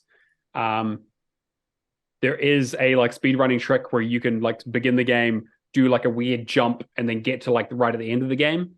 And so like you can get both of those achievements relatively quickly. It is that kind of thing where like it's a speedrunner's paradise for this kind of game, because it's all just like interesting systems and mechanics and, you know, manipulating objects, throwing things. But yeah, definitely recommend it. Obviously, wait for a patch if you're big into the achievements, which I imagine most of us are. But yeah, solid game. I've enjoyed I've enjoyed all the Amnesia games to some extent or another. So if you're into survival horror at all, or any of this kind of game, definitely give it a check. So somebody, the first one to complete it, said in the forums that he played on Windows 10 and left the game running the entire time and had no issues with achievements. That's probably it then, yeah, because I had a crash halfway through, and that's probably why I didn't get one of the achievements. Yeah. So maybe I'll do another run through. We'll see. Yeah, I'm wondering if it's a case of you played on PC and it works. Yeah, potentially. Or at least download your profile. Yeah. Yeah. Interesting though. I also started Planet of Lana today. I did like the first couple of chapters. I don't really have much to say about it. I'll talk more about it next week probably. But looks nice, really beautiful. It has that sort of, you know, that limbo side-scrolling puzzler with, you know, things that are trying to kill you. But it's also like, I like the music, I like the art. It's pretty, yeah, it's nice. And then the other one that I've been really throwing a lot of time into has been Ni no Kuni 2, which I've talked a little bit about. So I put like a couple hours into this over the last couple of weeks, and now I sat down and I was like, this is going to be my project game. I'm actually going to really work on it. And now I'm like 23 hours into it over the last week. So I am loving this game. It is fantastic. I actually like it more than the first one, and I didn't initially because it's a bit of a departure. The combat system is more of an active time system. None of the characters are in this game. Like it's almost completely different. Like it doesn't have some of that sort of Studio Ghibli quality to it, but I'm enjoying the world building a lot. They have these little skirmish battles where you like basically control like a little army around you, and you basically go and fight like larger armies. And there's also like a whole city, like a whole like kingdom building element where you basically have your castle and you upgrade it and expand out and build facilities and recruit people from around the world with different abilities to come and work at these places. It's great. I'm having a really good time with it. The only problem with that is that like the whole kingdom building stuff is on timers, like in-game timers. So I'm getting through the game probably too quickly because I'm hitting up against stuff where I'm like, oh, okay, well, I need to wait like half an hour for me to get this upgrade. So I guess I'll go grind or something. It's a pretty straightforward game. I mean, like for a game that starts off with the president of the United States in a limo driving across the Golden Gate Bridge, and then a nuke happens, and then everyone dies, and he wakes up in a fantasy world. Not quite what I expected. I was like, oh, okay. And then suddenly it's like, hey, yeah, this is Ni no Kuni, you're a kingdom builder, and his superpower is I have a gun. He's like, yeah, I bring the power of America. Blap, blap, motherfucker. like it's kind of nonsensical. It is funny, and the obviously much like a lot of these games, the localization is really, really good. Again, they have a lot of like English voice actors. So, but like for example, there's a place you go to called Golden Paw, which is like a China sort of like China Macau kind of style city where the entire thing is run by state owned casinos, and they trust everything to chance. And you're trying to uncover corruption around fixed odds and that kind of stuff. And all of the characters that you talk to are all puns of some sort. Like I talked to one of the dogs. His name was Bao Wow, BAU, WAU. There was a carpenter that I met. His name was Chippy. There's one. There was one that's called Long Mane, because he had anyway. Like it's just puns all the way through. So they obviously have a real system. This is your perfect game, isn't it? It's great. I love it. So I'm on like chapter 6. The whole thing is that I have the king Evan that you're playing as, the little kid who gets deposed, basically decides he's going to set up he's like fuck this, I'm going to set up my own kingdom with blackjack and hookers, and goes off and creates his own kingdom. And he's but he wants to he wants to basically bring the entire world together to sign a treaty called the Declaration of Interdependence. I am not kidding. That's 100% what they called it. So yeah, this game is very strange, but I'm having a great time with it. It's a fantastic action RPG.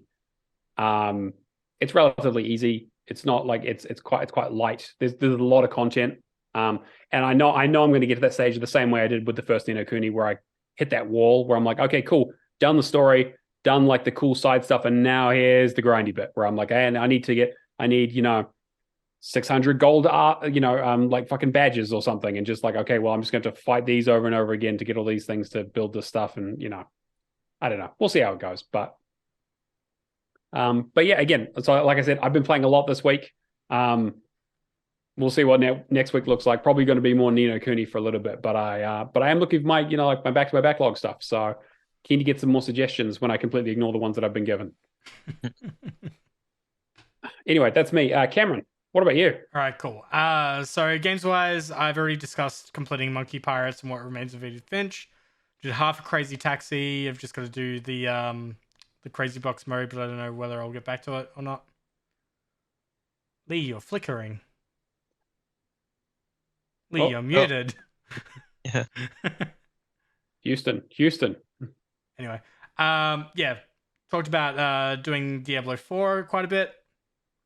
The other 2 games that I've been working on this week was me and Matt started up Halo Wars 2 again. Oh, we attempted to do one level. We got to 95% at the end, and then we got wiped. It was brutal. We were doing so fucking well too. Yeah. So that's going to be a weekly thing now of trying to get that done. And then the other main game that I've been doing is Watch Dogs Legion. Yeah. So I went through, I did the entire Bloodline storyline, which is the storyline that involves Aiden Pierce and Wrench. So the characters from the first and second game. It's all right. It's better than the main game because the main game doesn't really have a main character. It's more a collective idea. It's kind of like what's a close comparison? It's essentially like you're playing a game as a movement. I remember when they announced that, and they were like, "Hey, they all have unique voice lines and they have all this stuff." But it kind of felt like it was like, "Okay, well, who's the main character?" It's like, well, there isn't one. You just pick a person and then you use them until they die or you switch. Don't you pick them, do a mission with them or something to get them to join in, and then you can use them? Yeah. You got a character called you got like this really British guy at the start. Obviously, it's in London, but it kind of has like the personality of what's Colin Firth's character in Kingsman. Like, British intelligent, like really smart, charismatic, like James Bond, sure. Aristocrat type. Yeah. So you play like 20 minutes with him, everything's fantastic, and then he dies. Right. And then the story just completely falls flat. Like, it has like interesting ideas. A lot of the mechanics are the same from like Watch Dogs 1 and 2. But there's a resistance mode that I've been going through at the moment, which is essentially hardcore mode. As soon as any operatives die, that's it. You got one less. You can recruit more by doing selective missions. Some of the missions though are a joke. I got, I think, 3 or 4 chapters in. I was making pretty good time. I'd lost half my operatives. So I had like 10. I've lost like 4 or 5. Started recruiting more. I did 1 story mission, and that was it. I just got completely wiped out at the end of the mission in like 2 seconds. So I'm wondering... I feel like this is the kind of hardcore mode that you can get around by like, I'm going to recruit 100 people. Like I'm going to spend a few hours, recruit a whole bunch of people. Right, just throw people at the problem, basically. I'm going to have to throw people at the problem.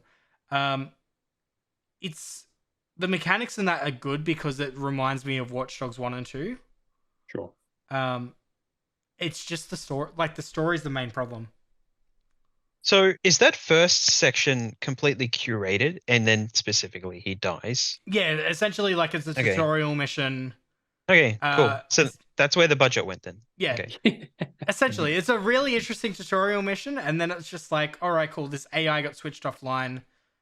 You find a random operative. You go underneath where the Dead Sex Center is. You turn the AI back on, and he's essentially your guide for the missions, for the most part. Right.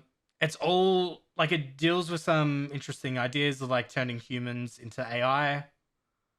But yeah, like it just doesn't have that. You feel robbed essentially because you got such a strong, charismatic lead. For like the first half an hour, and then it just gets taken away from you. I do want to push myself through it to get it done. I really did like the Bloodline storyline. But I'm very interested to see how long I stick at it. Like, I mean, this game essentially killed the Watch Dogs like brand. Like they don't make those games anymore, but because of how bad Legion was. It sucks though because I really think Watch Dogs still can stand as an IP. But yeah, I think so. I mean, like especially the second one is a particularly I think second one got the tone pretty much perfect. Yeah. I honestly like the first one over the second one. The only problem I had with like Eden Pierce's character is just a bit like very mopey. Yes. Well, the second one was actually one of my other resolution games, so I've just started that, so I'm starting to see that now. So yeah, it is quite good. You'd be curious to hear what you think about 2 because you've done 1, right? Yeah. So maybe that's a next week game. See, Wrench is really good in Bloodlines too because essentially the whole Bloodline storyline is them going up against each other, right? And then them teaming up at the very end, realizing they got a collective cause. But Wrench's kind of character really drives 2 to me because he's the kind of character that just laughs in the face of danger. Like he doesn't take any of this seriously. That's why I like 2 so much. Is like 1 was very po-faced and very like mopey and like dark and serious, and the second game is a bit more fun and ridiculous and like it's a bit more San Francisco-y. Yeah, it's very hipster for me. Sure, which is what I like about it. Like the fact that it's like, oh, I'm gonna do this self-driving car bullshit and all that kind of stuff, and like kind of just a bunch of like early 20s dickheads doing some hipstery bullshit, trying to break down the system. See, some of the mechanics in Legion though are really fun and interesting with Resistance because I can't remember checkpoints being a thing in 1 and 2. I definitely don't think they were a thing in 1. I think they might have been in 2. Yeah, you have to really you have to really think about where you're going carefully and not get into the face of drones and all that. But then because you're swapping between operatives, you might get a construction worker, which is actually really good at getting around on drones, using cargo kind of drones to navigate areas. A lot of the tech points are traps. So I've been very I've had a lot of close calls going after them and then coming up against like a gun drone and just running away. Like police chase kind of situation. Like it's a great game mechanically, it's just the story. You switch between the different characters, so can you go to one character and go back to him again later? I'm not sure. Like, I think the main game might have a fast travel system, but the fast travel system for resistance mode is the operatives. So you might have all your operatives clumped in one area, and then you're gonna have to essentially just travel by yourself, or you can have them all like spread out across the map in different parts of London. I know that when I was doing the Bloodline storyline, I could just fast travel anywhere. Do they do stuff while you're not looking after them? Do they go off and wander and do like missions and stuff? Or it's like when you know how you swap between characters in GTA, and like you'll load into say Franklin, and they'll be like having a conversation with somebody. Essentially, anytime you swap to a different operative, is like, oh, we're activating you, and that's it. It's like one line of candidate style, yeah. It's one line of dialogue. It's like you're being activated. Go do this. Which is so dull. But lazy, isn't it? Yeah. Well, I feel like that's the issue, right? Is that when you do that kind of stuff, it's like, well, if you have a story, or if you have like, oh, what's the reason for doing any of this? All of that has to be on the supporting caster who give you the mission, right?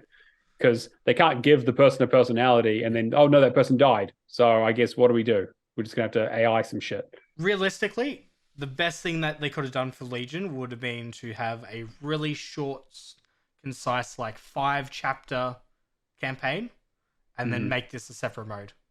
Sure. Like if this was like an operative DLC, I would have been like, yep, cool. Charge you $15 or whatever. I can understand that. As the main game itself, yeah, no, it doesn't work. But yeah, that's me for the week. Nice. It's really cheap at the moment on sale, isn't it? That game too. Yeah. I think the gold edition is on sale at the moment for like 80% off or something. I would honestly recommend the DLC. The DLC is interesting, but it kind of ties into the campaign. But yeah, I'd be curious to hear other people's thoughts on like whether they enjoy it. Kind of just makes you realize like how much of 1 and 2 is carried by the story. Yeah. Yeah. Do you want to talk about some Game Pass stuff, Cameron? There's not a huge amount at the moment. I'm sure we're all waiting for announcements at All right. Recent stuff. We had Amnesia the Bunker, which Matt talked about before. Hypnospace Outlaw re-entered. Definitely check that out if you're a fan of 90s, the 90s.com era. Yeah, if you know what GeoCities is, then yeah, you'll love it. June 8th, we've got Rune Factory 4 Special and Stacking. And June 13th was I couldn't pronounce it last week. Dorgongi? Anyway. Sure. Is that cool looking game? Like the watercolor painting one? Not sure. I think. Well, no. Well, Chicory is the painting game. Chicory is the painting one that came out. No, that's a terrible looking painting one. No, that's like a kid's game. Yeah. Different painting. Is that the one that Cam's played? No, I do mean to do Chicory. It's one of those well-resounded indies. Yeah. I'm not 100% sure on the June 15th leaving. Yeah. Well, we'll go with what's on there at the moment. Right. Yeah. I feel like that's going to be that other stuff will leave, but probably in the next batch or something. It's going to be the next one. Yeah. All right. So what we got at the moment is Bridge Constructor, Portal, Chorus, Maneater, Mortal Shell, and Serious Sam 4. I'm not entirely sure on this. Check TA. Yeah, there was a few others that showed up on the list that then got removed, which is, again, why I did TMNT, because that was on that list. Generation Zero is also on that list. But yeah, if we're going to do something on this list, I would recommend Chorus, personally. Serious Sam 4 also is very, very quick, because you can... I downloaded that, so for PC. Super simple, yeah. Chorus is fun. I enjoyed that game. It was a good little shooter.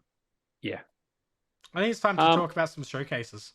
Yeah, tell me. Yeah, I want to hear about this. This is some interesting stuff here. All right, cool. I'm gonna quickly go through some of the games first. So I watched I think like 75% of it. I watched the Devolver show today. The only one I haven't watched is Day of the Devs. I'm just gonna go through in bullet points of stuff that's relevant to Xbox. Starting off, Valak has been a very good boy because we had the Rayman Legends team announcing Prince of Persia: The Lost Crown. What did you think of the graphics? For something coming from the Rayman team, I thought they were fine. Okay, I was surprised. It's going to come down to the feeling for me. Yeah. Looking at this game, the first thing that came to mind was, hey, this looks like an Immortal Phoenix Rising spinoff that they just turned into a Prince of Persia game. Because if you think about like the way Immortals works, right? The DLCs for Immortals have been like using that engine to do other takes on things. Like they did that China version of the game with one of the DLCs, and then the other DLC was like a Diablo style ARPG, like isometric top down. And this very much feels like, oh, let's do a Metroidvania. So I mean, to be fair, like Prince of Persia started, like we talked about at the top of the show, started as a side-scrolling, side-scrolling platformer with combat. Yeah, but it does very much like, it looks like, you've got like a bunch of mythological creatures and stuff in there. I was like, oh, this looks just like, an Immortals game that they've just been like, yeah, let's make it a Prince of Persia game because we haven't had one of those in a while. I don't know. That's just my thoughts. It looks really good, but it kind of makes me wonder whether it's going to receive well. Because I feel like most people just remember Prince of Persia as just being the 3D kind of game. Yeah, Sands of Time and yeah. Yeah, well, I think that the main character needed a little bit more character. So I think it's they're probably at least on the right track in terms of getting it there. So I mean, it's coming out next year. You don't know. It could be just delayed until... It's going to be so hard to stack it in on the remake and all that kind of stuff in the continuity. Like, who's this guy? Is this Prince of Persia a different Prince of Persia, or is there a reason? Or I feel like this is going to be the thing too. We find out in 12 months, like, oh yeah, this game was conceptualized, developed, and released well before anything else of the other Prince of Persia was done. Yeah. Well, that's kind of what I was saying. Is that, like, to be fair, what has the Rayman team been doing since Rayman Legends?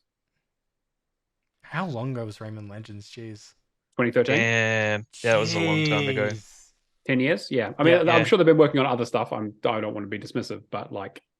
Well, I mean, in saying that, though, they don't have anything new except for the remake for Prince of Persia. So they could run the remakes out and then run this as the new, like... series. Reboot, essentially. And I'd be happy with that if they went back to side-scrolling. Did you play the remake, did you? Did anyone play the remake back in the day? Oh, not the remake, the original. Sorry, not the remake. The original. Yeah, the originals. Yeah, I did. Well, I did the old side-scrolling one, and then I also did the original from like the 90s. I've done the original. Yeah. I haven't done the side-scrolling game. Oh, sorry, the 3D Sands of Time or anything. I've done Sands of Time, Warrior Within, and Two Thrones. Two Thrones, and then they had the third game as well. But then they did that fourth one as well. That was kind of like a mid game between one. That was the movie. They did the movie tie-in. Well, technically it wasn't a movie tie-in, but yeah, technically. But then they also did the Prince of Persia standalone remake. They did that like 2007 one with reboot. Nolan North. Yeah. So maybe they just need a new reboot. Maybe this will be it. So maybe a reboot. A reboot of a reboot. Next thing, and probably one of my favorite things of the whole show, Mortal Kombat looks absolutely amazing. Yep. Obviously coming out in September. Yeah. Nikita 100%. Is so stoked. The cameo mode looks really cool. Yeah, it's interesting, isn't it? Bringing in an extra person to help you. Yeah, it's like that classic Marvel versus Capcom thing, right? Where you just have like Venom jump in for 2 seconds to throw some shit at someone and then jump back out. Yep. And Jean-Claude Van Damme voicing... voicing. Yeah, jeez. So funny. Yeah, just them talking about like, we tried like 5 times to get him, and now we've finally cracked it down. Yeah, I mean, like I like Jean-Claude Van Damme. Next one, what I'm personally really excited for, Sonic Superstars. It was good. It's gonna have co-op, which will be like very good for me and Stephanie to play. 4-player co-op. It looks like some of it's competitive as well because you can hit the other people and their rings disappear out of them and stuff like that too. Because there was one scene there where they were flying up and Sonic or something hit another character and then went into spikes and their rings just disappeared. Cool. So I'm gonna get just flew out of there. So someone's gonna get destroyed the whole time. I'm gonna get told off for bullying my 4-year-old daughter. That's what's gonna happen. But you still rings though, so it's fine. But honey, it was for an achievement. But why did Knuckles die? All right, you just have to keep. So I'm going to be Knuckles. You're going to be Amy. You just have to keep running at the enemy. You keep getting destroyed over and over again. And I'll just stand here as a spawn point. Oh boy, Nicolas Cage on stage. How good was that? Hey, he's just like like a family member is like a really big fan of Dead by Daylight. Into it. Yeah. And that's all it takes. So that's all it takes. My favorite thing, because this got leaked a little while ago, my favorite thing about this was when it said, "Oh, Nicolas Cage is coming to Dead by Daylight." Everyone was like, "Is he going to be a survivor or is he going to be a killer?" I don't know. It could be either. I like how candid he was on stage though. He's like, "You play as a survivor, who's a movie star called Nicolas Cage." Yep. It's like, oh, okay, cool. Good. Next up, we had Party Animals coming to Game Pass in September, which should be good. Yeah, they didn't really show much about it, but it's good that it's finally coming out. Lots of people laughing. In the ad break, they had like a whole bunch of streamers reacting to it. Right. So the streamer reacting stuff has been beaten to death with that game. Yeah. So just show some gameplay. Sounds about right. What I'm personally excited for, and I wasn't expecting it to come out so soon, Remnant 2, July 25th. Yeah, looks really good. I really want to get this again. It looks like they got some nice variety to it as well. Because I was like, oh, okay, yeah, more of the root stuff, more of this. I was like, oh, okay, that's different. Oh, that's interesting. Okay, cool. And like everything they showed, I was like, okay, sweet, robots and shit and fucking lasers, and yeah, I'm super looking forward to it. Yeah. Are you gonna pick it up around launch or are you gonna wait? I'm probably gonna wait. We'll see. I imagine they're probably gonna do the procedural generation thing yet again. But we'll see. I'll probably wait for a sale, but it also will almost certainly come to Game Pass at some stage as well. Yeah. Next up, we had MMO Throne and Liberty launching on Xbox Series consoles. I don't really know that much about this one. All I know is that Allison perked up. She's like, "Oh, dragons and shit and sorcery. Fuck, I'm into that." And I'm like, "It's an MMO." It's like, oh, okay. I just saw it and I'm just like, "Oh, cool. Neverwinter. Catch you later." Yeah. I was like, I ain't got time for that. Yeah. Liza P confirmed for September 19th. Demo released today as well. That looked amazing. Yep. I'm interested. I'm gonna wait for the achievement list, but I'm very interested in Liza P, especially being on Game Pass. Allison, you're wrong. She's saying dragons over Sanic in the chat. She is clearly wrong. Nothing is more joyful than having your 4-year-old obsess over a blue hedgehog. Mm-hmm. Gotta go fast. Yeah. New Alan Wake gameplay. So they confirmed that there's going to be. Sam Lake went on stage, confirmed there was going to be like 2 different storylines, like intertwining. You might be able to correct me on this, Matt. Was it the case of you could swap between at any time? No, I think they're going to have like 2 separate storylines. Like so it's going to be like you'll play a chapter in the FBI stuff, and then you'll play a chapter as Alan Wake. Yeah, that's what I thought it would be, and I felt like his talking points made it sound like it was different. Anyway. I'm wondering if it's going to be like you can pick whatever narrative you want to follow potentially. Like he's like you can pick it. Like you don't necessarily have to do one then the other. I'm curious to see how they do it. I don't know. Have you seen Alone in the Dark? Have you seen the stuff for that? Yeah, it looks Alone in the Dark looks really good. Surprisingly okay. It looks really cool. Yeah. And they do the same. They have 2 characters, and I think you switch between the 2 of them as you're playing. It's just the thing now, I guess. I'm very hesitant to Alone in the Dark just because of the 360 one. Yeah, wow, that was a long time ago, yeah, well, I'm more worried that the changing between people would disconnect the story, but I like the way that Alan Wake's going. Yeah. Where you play the whole game horror, with one character, and then you're probably forced to do stuff at the end. Yeah. So that means it's not going to break up. Yeah, I'm really curious to see how it goes, because I mean, I love Alan Wake 1, but going back and playing the remastered, I was like, oof, this game has got some rough edges that I'm hoping that the years of development have kind of smoothed out a little bit, especially with all the work they did on Control. Yeah. Next up, we had the Lord of the Rings Return to Moira co-op survival crafting game coming to Xbox Series X and S in fall 2023 that follows the dwarves as they embark on adventures to reclaim and restore their dwarven homeland on Moira. I'm not going to touch anything Lord of the Rings in a while. It looks okay. It's not really my kind of game, but I can definitely I think it's a good premise. Like it's like, hey, you just do a survival crafting. It's Minecraft with dwarfs. Like it's licensed Minecraft. Like I can definitely see that. The title, interestingly, I saw follows the book font and a lot of the old book style fonts and over the movie Lord of the Rings fonts. Yeah, that's probably about right. Because I think that they're kind of trying to move away from the movie being the main thing, considering all the extra stuff they're doing with Lord of the Rings at the moment, like Gollum. Yeah. Well, Gollum, I think, had Gandalf in the garb that was in a lot of the old art, I think. Right. It could be licensing as well. It could be a licensing issue as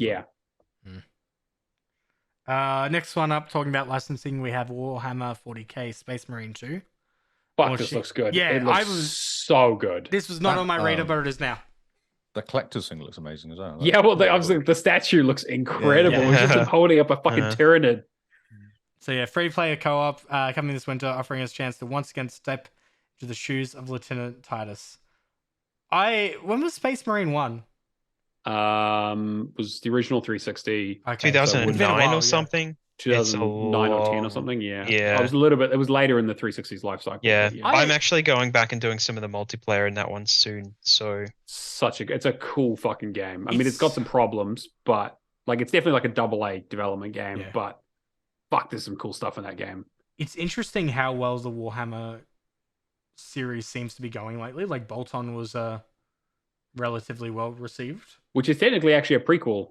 It actually takes place with the same characters or in the same same universe, obviously, but like kind of need to check out some of the Warhammer games. I feel I have to go back to them. RGG, it's a real mixed bag, but yeah, I'm with you. Well, I remember when Skill Up did his Bolt-on review, it was essentially just like, yep, it's a good game, and that's what Warhammer fans have going for them these days. Pretty much. As long as it doesn't disappoint, it's great. Yep. RGG announced a November release date for Yakuza spin-off Like a Dragon Gaiden, The Man Who Raised His Name. I'm very curious on this one myself. I need to get around to playing the Yakuza games. They're just way too long. How far through are they for remaking the old Japanese ones that never came over here? Like, are they nearly done with that? Are we getting onto new games or? So pretty much. They did 1 and 2 as Kiwami and Kiwami 2. They did what was the one, Ishin? Well, Ishin was a remake as well. Well, technically yes, because it was a port and remaster of a one that didn't come into the West. It was only in Japan. Yeah. So like, how many more of those do we have? Isn't there only a zombies one?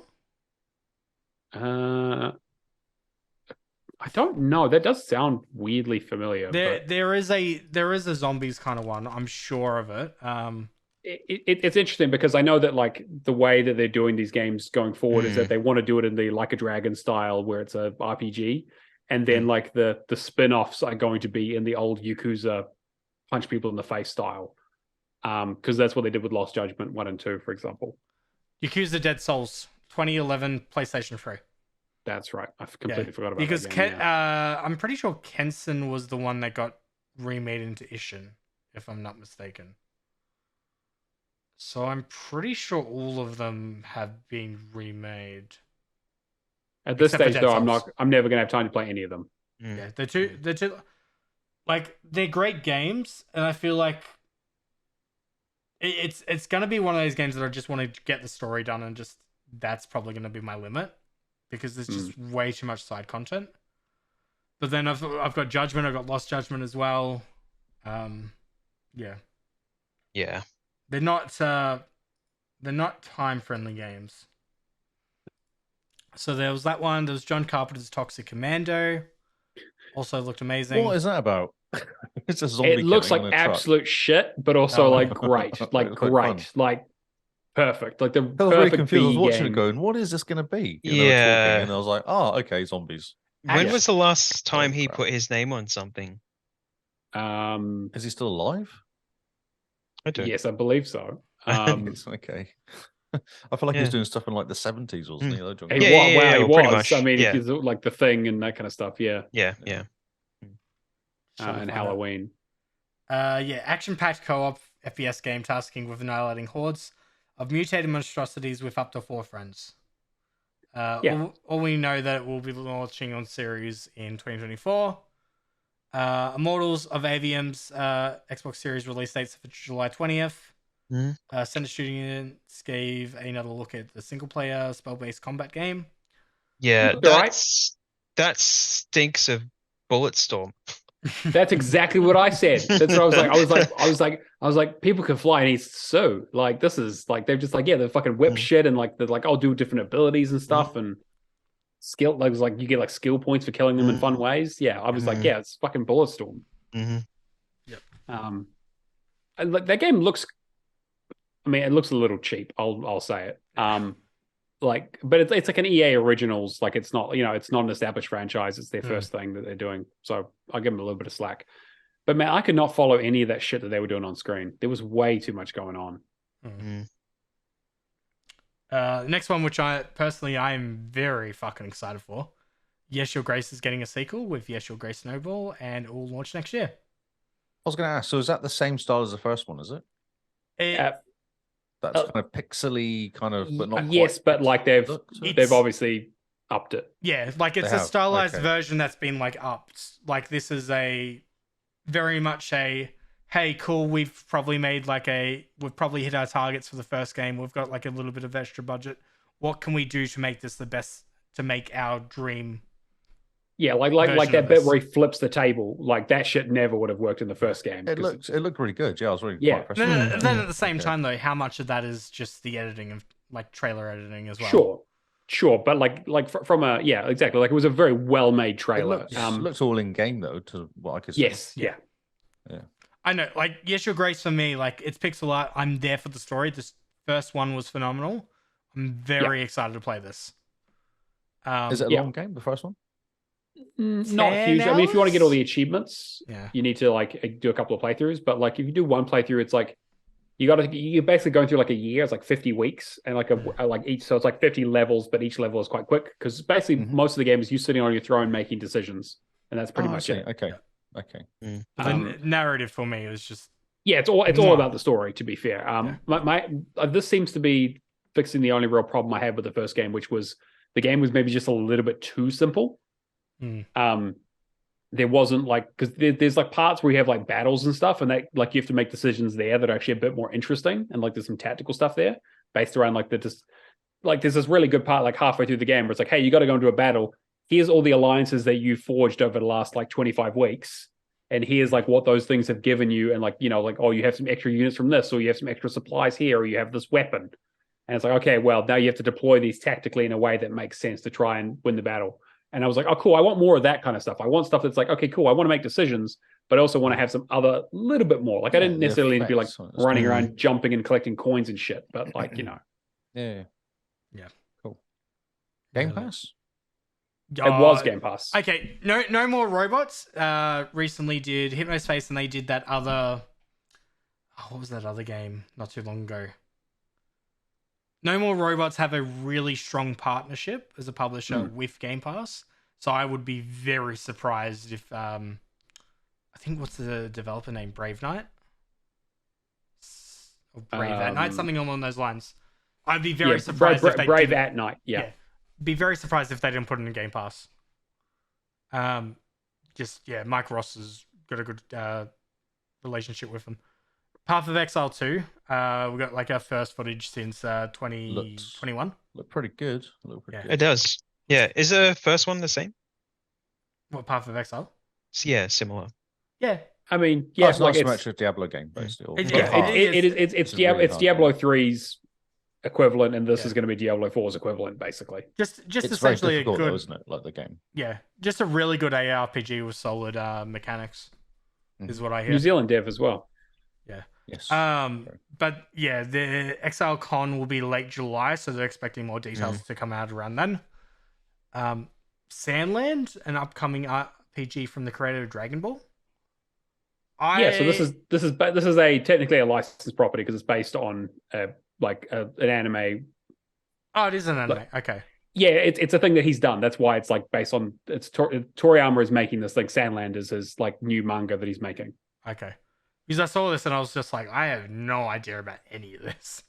It looked cool. Yeah, like it was interesting enough. I don't know if I would immediately jump on it, but it's them about like Beelzebub and friends attempting to save humans and demons from a water shortage. Yeah, it's interesting. I mean, it's an adaptation of a manga, so it's cool to see this happening, and maybe it means it gets an anime. I don't know, but yeah. And then the other one was Under the Waves, launching for Xbox Series X and S and Xbox One, August 29th, as well as being confirmed with new trailer.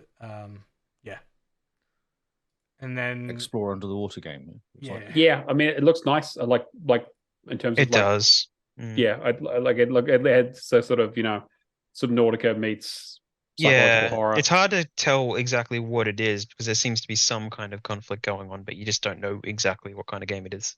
Yeah. And then so that was all the stuff from Summer Game Fest, as well as like Spider-Man 2 and Final Fantasy and that kind of stuff.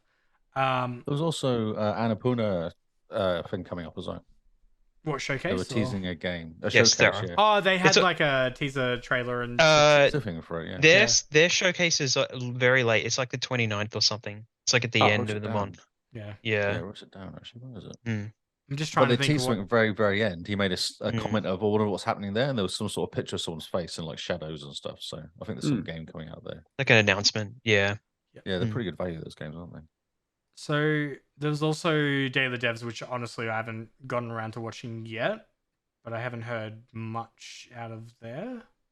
Very, very good watch. I don't remember, like, I can't, without the list of games in front of me, I couldn't tell you what's what, but it was much, much better than the Devolver thing. So it was very full of games, and they talked a lot, and it was very nice. More artsy games. Heaps more artsy. I'm just having a quick look here, just see if anything screams Xbox to me. But what about the Street Fighter versus dinosaurs? Exo Primal? Exo Primal Street Fighters versus dinosaurs. Oh, they're doing Street Fighter? Okay, that's pretty funny. And then there was a quick thing to remind people that Exo Primal was coming to Game Pass. Yep, that it exists and people should play it because it's not free to play, which I'm sure it will be pretty quickly. Yeah, it's going to be one of those games. Looked a bit mad. And then there was the Devolver Showcase, which was interesting. Now, how out of us here, who watched the Devolver Showcase? I completely forgot that it was on, to be honest. Yeah, I saw it. I did. Yeah. What did you think of it? I don't know. I came out of it feeling a little bit dirty, actually. So, like, their normal efforts for putting on something really, really strange. I feel like the last 2 years have kind of been misses. The games were all very lackluster. It was the entertainment was in what they actually did. I don't think the games have been lackluster. It's just been on the level of quality that I don't think there's enough to have a showcase. Yeah, or not to justify like a 45-minute thing or something. There was a game that was basically Human Fall Flat with some dude walking around environments, and it was just weird. So I'm just like, which is funny because they also announced Human Fall Flat. Number 2 is coming out. Yes. Number 2 is coming out. So yes. Just to fill Matt and Lee in, essentially what they did was they had a 30-minute or 25-minute build up of like, hey, you remember iconic 90s game hero Volvi? Like he was the mascot for Devolver alongside the likes of Gex. Right, I see. Okay, yes, okay, So that's, yeah. Yeah, it's very like mockumentary style. Yeah, very mockumentary. Yeah, mockumentary style. And then they announced Volvi 2.0, which was essentially like their version of commentary on AI. Yeah, so they definitely went down the AI developing games entirely route with that one. So yeah. So it was essentially like getting to that point, setting up the joke, and then like, all right, let's throw random words at this Volvi 2.0 to spit out games, and that's going to be the release. Right. Yeah. I see. So the first one they had, which was Wizard with a Gun, I'm actually personally really excited for. I reckon this is going to be one. Oh, that looks good. Yeah, that I enjoy. They started strong. Yeah. There was that. There was the Talos Principle 2, which I mean, like you know what you get into, more puzzles. There was a game called Baby Steps. That's the one, I think. I don't know how to describe it. It's so weird. Yeah, it's like those toys you had where they're just like standing bits of it's like a person that's connecting. You press the bottom and it falls down like in Human Fall Flat. Oh, okay, yep. And it's just like it's almost like you had to press a combination of buttons to actually get this guy to move. But if you a literal walking simulator. Yeah, and if you it seemed like it all comes back around. It all comes back around. What was that game that streamers used to play where it was like you had that stupid one you had to pick up the coffee? Yeah, Co-op. Yeah, and then like Manual Samuel and Manual Samuel. That was one I'm thinking of. You burn yourself with the coffee at the beginning. It 100% looked like that made into a story. Yeah, it reminded me of I Am Bread, where you had to press a combination of buttons to keep it connected to the thing that it's connected to. Yeah. And if you took the wrong button off, you'd just fall to the ground. So isn't it in the trailer like he knocks like over a structure or something? He's just like, "Hey, asshole." Nate. Yeah. Yeah. Like something like that. Sorry, that was me accidentally. I was just watching the video because I'm kind of curious how bad it is. Yeah. Sounds very strange. Oh, it's very strange. And then they had Skill Up of all people. Famed gamer Skill Up involved. Chill Up, involved in announcing Human Fall Flat 2. That's funny. Okay, I didn't know that. I was like, yes, cool. Aussie moment. Yep, I'll take it. But he didn't really use a very good combination of words to announce it, though. He's just said, like a game mode sequel to the better, but yeah. He would have been scripted. For sure. Yeah. But just the fact to see Skill Up there of all people, I was like, oh yeah, that's pretty cool. But sure. Outside, like they had good game announcements. It just the structure of the show just seemed like cool. You could have just put it like it's one of those things of we've gone to the point of like Devolver's whole thing was about the commentary, and then there was some like games introduced. Pretty much. I'm getting to the point where we've got like showcase like Summer Games Fest this year. I reckon was like a really strong, probably like 4 out of 5. Yeah, it's good. Second half kind of like lagged a little bit at the start, but that second half was terrible. We got quite bored. I wouldn't say it was terrible. Like the pacing of the start was really well, and then you could feel it. But yeah, I'm really excited to see what the other game showcases come. I love how Keeley sidestepped coming out of the Final Fantasy Ever Crisis trailer, and he's like, speaking of Final Fantasy, and everyone thought he was going to announce something, and he's like, no, not that. Settle down. DoorDash, That's funny. I gotta say, Summer Games Fest is a lot more enjoyable actually having an audience. Yeah, for sure. Yeah, you get the feedback. Yeah. Like he's like people. Yeah, it's kind of like that Xbox showcase we had a few years ago. Like people reacting to Keanu being on stage. Just the energy of that. Like except for that one dickhead. And Jeff will do the same. He'll react off them as well. Yeah, exactly. Crowd, so, But yeah, that was essentially the showcase. I'll quickly. Oh, actually, I'll pass it to you to talk about Persona. Yes, Atlas's poor social media manager. Oh my god! So that person's dead. That's like it's not fired. Like they're fired from a cannon into the sun. Like that person is done. Like that is the end of their career. So V-Tran, the community manager, she might be like community director or something now, that manages Among Us for Innisloff. She just put out a tweet today, just like, yep, just really feeling sorry. Like, just like every community manager's worst nightmare. That's brutal. So for those who don't know, there was a couple of trailers that showed up on Instagram for some Persona releases that were definitely not supposed to go up because they disappeared very quickly, but not before people saw them and captured them. So the second worst kept secret in the games industry after Fable, the new Fable game is the Persona 3 remake that's been rumored forever. It is coming to fruition. Persona 3 Reloaded. It makes sense. It's a game where you shoot yourself in the head with a gun to release helpful spirits. Don't ask me why, just how it goes. They're remaking it in the Persona 5 engine. Curious to see what content is in and what's out, like how much they change. I have just recently finished Persona 3, the original version that they put out on Game Pass. I finished that a few months ago. And I definitely needed a remake. It definitely needed a lot of work. So I'm very curious to see kind of what happens here. Because the game is quite simple, but cutscenes look good. Animations look good. I like the art. Music is fucking sweet. People are a little bit worried because they didn't show the female protagonist. So Persona 3 has a bit of a weird one because when the game originally came out, it was just standard game. You play through as the male protagonist and that's it. Then they released FES, which was, again, like in the same way they released Golden for 4 and Royal for 5, where it's like an expansion, like the main game again, but with an expansion piece. So they added an extra dungeon for that. And like animated cutscenes, because again, we're talking PlayStation 2 here, so they didn't really have like a lot of stuff before then. And then on the PSP, they did Persona 3 Portable, which is the version that we have on Game Pass, which took out the extra dungeon and the animated cutscenes and actually changed the game overworld to be menu based instead of walking around stuff. So it turned everything to like visual novel style. Yeah. But but it added the extra features of having a female protagonist playable, with like completely different social links, and voice lines and all that other kind of stuff. Like they put quite a bit of work into it. And you could actually control your other teammates, which before then you just had to rely on the AI using the right move, which it never fucking did.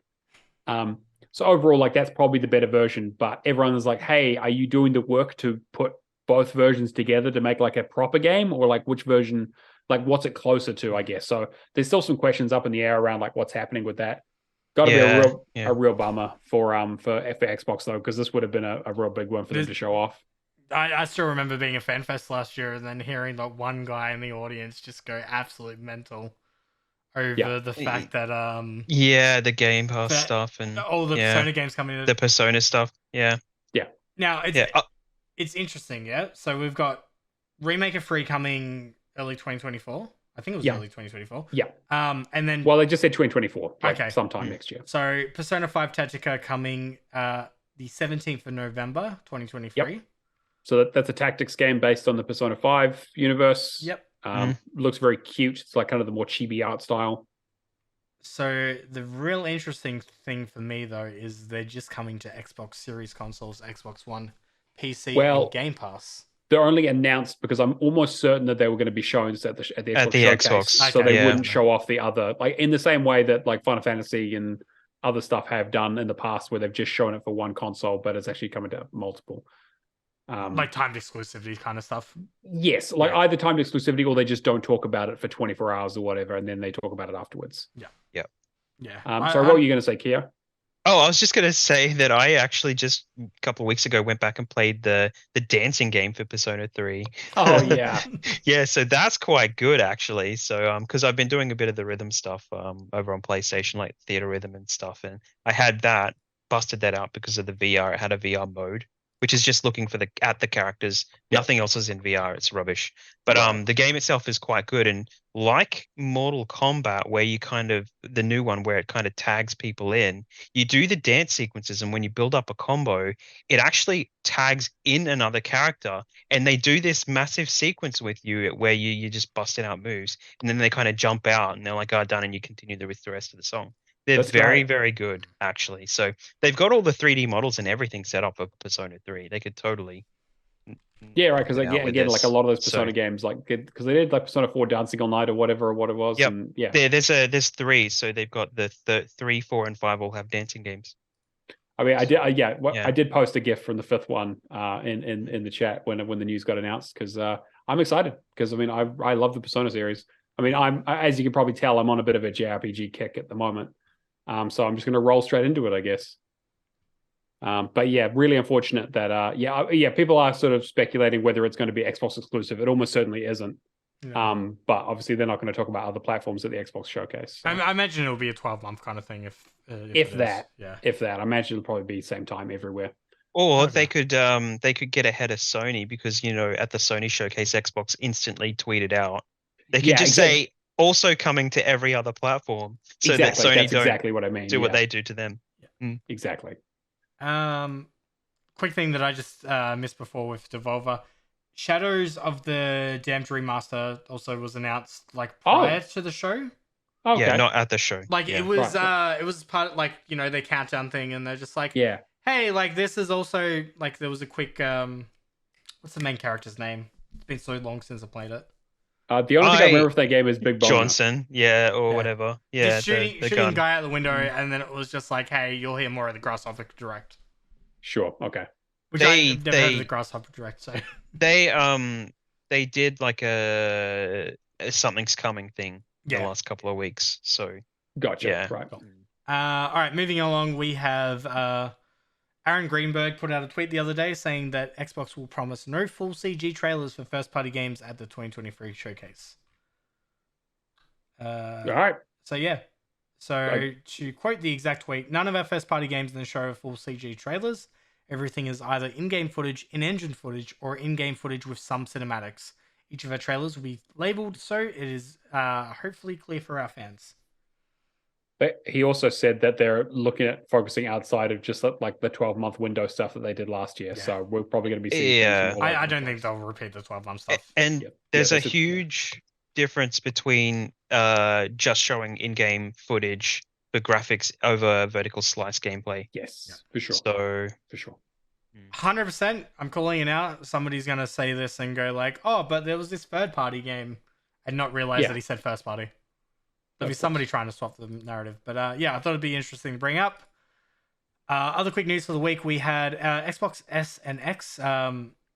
Western Digital actually announced that they were bringing out their own external storage for the series consoles with a 512 gig and a 1 terabyte option, and it looks like it's like not massively, but like much cheaper than the. It looks about the same to be honest. It's actually the Seagate one got dropped by 30%. So yeah. Oh, did it? Okay. Yeah, they did. Price. Yeah. Well, I guess the same price now. It's getting cheaper, which is a good thing.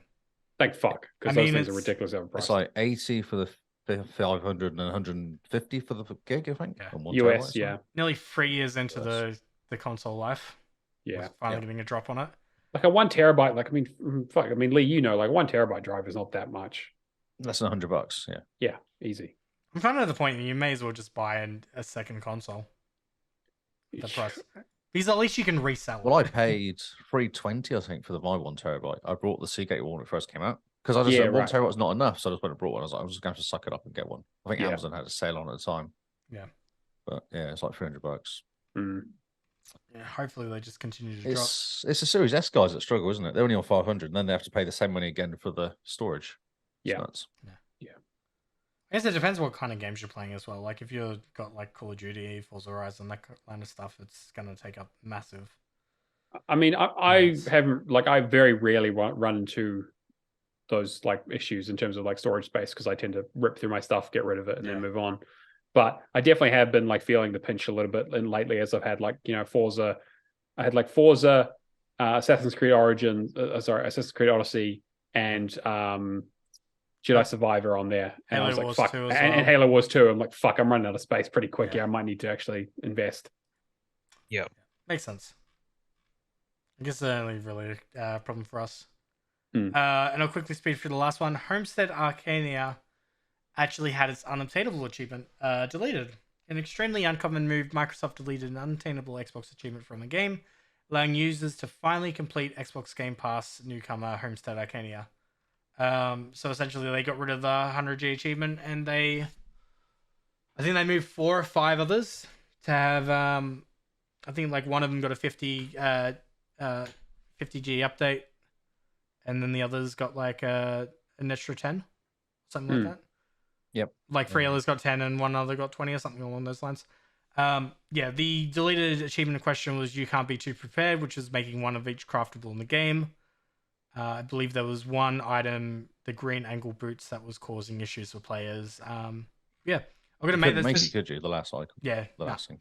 Yeah. I've got a friend that's playing through it on PC at the moment. She says really cozy and she's really enjoying it. She's not an achievement hunter, mind you, but yeah, I guess if the item's not in the game, then definitively yes, it's unobtainable. So they have definitive evidence that they could go off. But just the fact that somebody got it going from Microsoft and went, hey, look, nobody's unlocked this achievement. Let's like, I want this to be more of a common thing for an. I'd be super curious to hear. I would love to be a fly on the wall in that conversation, right, to get an idea of what the process would have been for this to happen, and not so many other unobtainables that we know about. It's a back end, isn't it? It's a massive back end change or something, supposedly. Like it's a lot of work to do it. Yeah. I'd go back to him and be like, oh, so that Need for Speed Carbon. Yeah, exactly. It's like I've got a big fucking list here of stuff that it would be really nice to get rid of.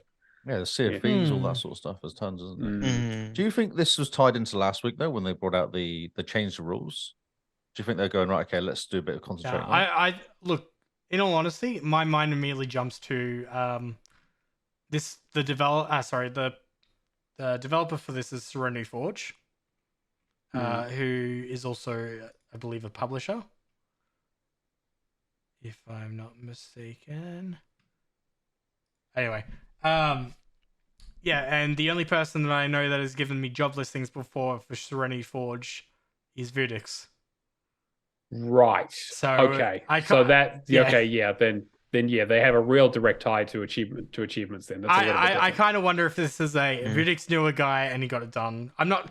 Look, that's purely speculation on my behalf, but I'm just saying that. Is this the first time it's happened? Have they ever done this before? For any game? It has happened before, but definitely not like. it's so rare that I couldn't even remember the last time it did. Yeah. And the fact that the values got reassigned and all that is not just they drop back to 900, it's actually still at 1,000 is nice. Yep. But yeah, not much else to say to that. I'm probably going to start it now because heard really good things. Only other thing that came in, I think yesterday, was Final Fantasy 13. Sorry, not Final Fantasy. Sorry, Friday the 13th. Big difference. Big difference. Friday the 13th is getting an Xbox delisting later in the year and a server closure potentially December 2024. Very, very grindy game, so it's probably something that you'd want to jump on sooner rather than later. Close to 200 hours to grind out the multiplayer. Yeah, which one of the that is a nightmare, isn't it? Yeah. So, would not recommend, to be honest. Yeah, if you haven't started, don't do it. Save your sanity, but man, if you want to jump back in, All right. Matt? Yeah, all right. Well, let's get into the leaderboard. So, leaderboard's looking a little quieter this week, but still some big values here. We've got Jimbot UK with 11,447 points. We have Martel with 12,000, and we have Kruger once again at 25,385 for the week, which is again. Is Martel still doing is he doing both accounts then and getting 12,000? Yeah, I guess so. Yeah, Jeez. He's busy. Yeah. Wonder if he said his mail yet, or how close he is. Probably pretty close. Yeah. Yeah. And then we've also got our completion shoutouts. So Jake finished up Serious Sam 4 and Maneater. Cobra Todd finished up Race Pro. Bulbasaur finished up Terra, which was a nice one. Mikhail KV finished up Borderlands 3. And Anubis also finished up Serious Sam 4. So it's a good job, guys. A little bit of a quieter week, but I can see some people getting some Game Pass stuff done at the moment. Yep. And then we have the Word Challenge, everyone's favorite competition that we do, where basically I come up with a game. You go on our Discord, discord.io/HallofGamers. You go into the Word Challenge channel and you guess the name of the game. And if you get it right, you win $20 New Zealand that I'll PayPal you, and I'll even pay the fees for you. So each week I give a clue. Someone got it way too early last time, so I'm making the clues hard this week. So the first clue last week was that this game doesn't have a walkthrough on TA. And the second clue is this game was available both physically and digitally. That's amazing. Yep. All right, Kirby, settle down. So easy. Come on, there's only like 350 of those. You get one guess per hour. Start putting your list together. I know Mad Lefty is real good at this. Curious to see what guess is in there. And it's not the fucking Witness. All right, it's not. It has never been the Witness, and it still is not. Also, I don't think the Witness ever came out physically. But anyway, but I guess that's kind of going to bring us towards the end of the show. As always, you can hang out with us on the Discord, discord.io/HallofGamers, and watch the show live on Twitch, like some of our community are at the moment. Xbox Hall of Gamers is the place to find us. Come say hi. Otherwise, you can leave us some questions either in the chat. Otherwise, we have a questions channel in Discord, which is probably the best place. It's where Isaac leaves us great stuff. We have a bit of good discussion in there. And I guess you can contact us on email and HallofGamersPodcast at gmail.com, I believe it is, and at HallofGamersPod for Twitter as well. Although I don't think we get too much on that anymore. So otherwise, subscribe to us, your platform of choice, leave us a review, usual standard stuff. You guys have listened to a podcast before, I'm sure you get it. Write any questions. If you want a guest on the show, one of our community members, feel free, hit us up. We'll see if we can fit you in. Especially if you've got something you want to talk about, something you're passionate about, something you've been playing. I want to hear it. I want to hear people geek out. I love it. Okay.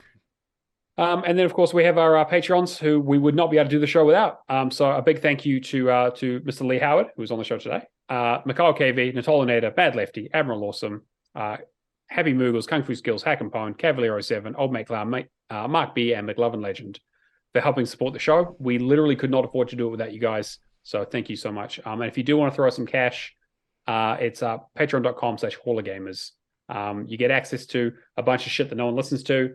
So I'm probably not going to bother promoting it, but it is there if you want it.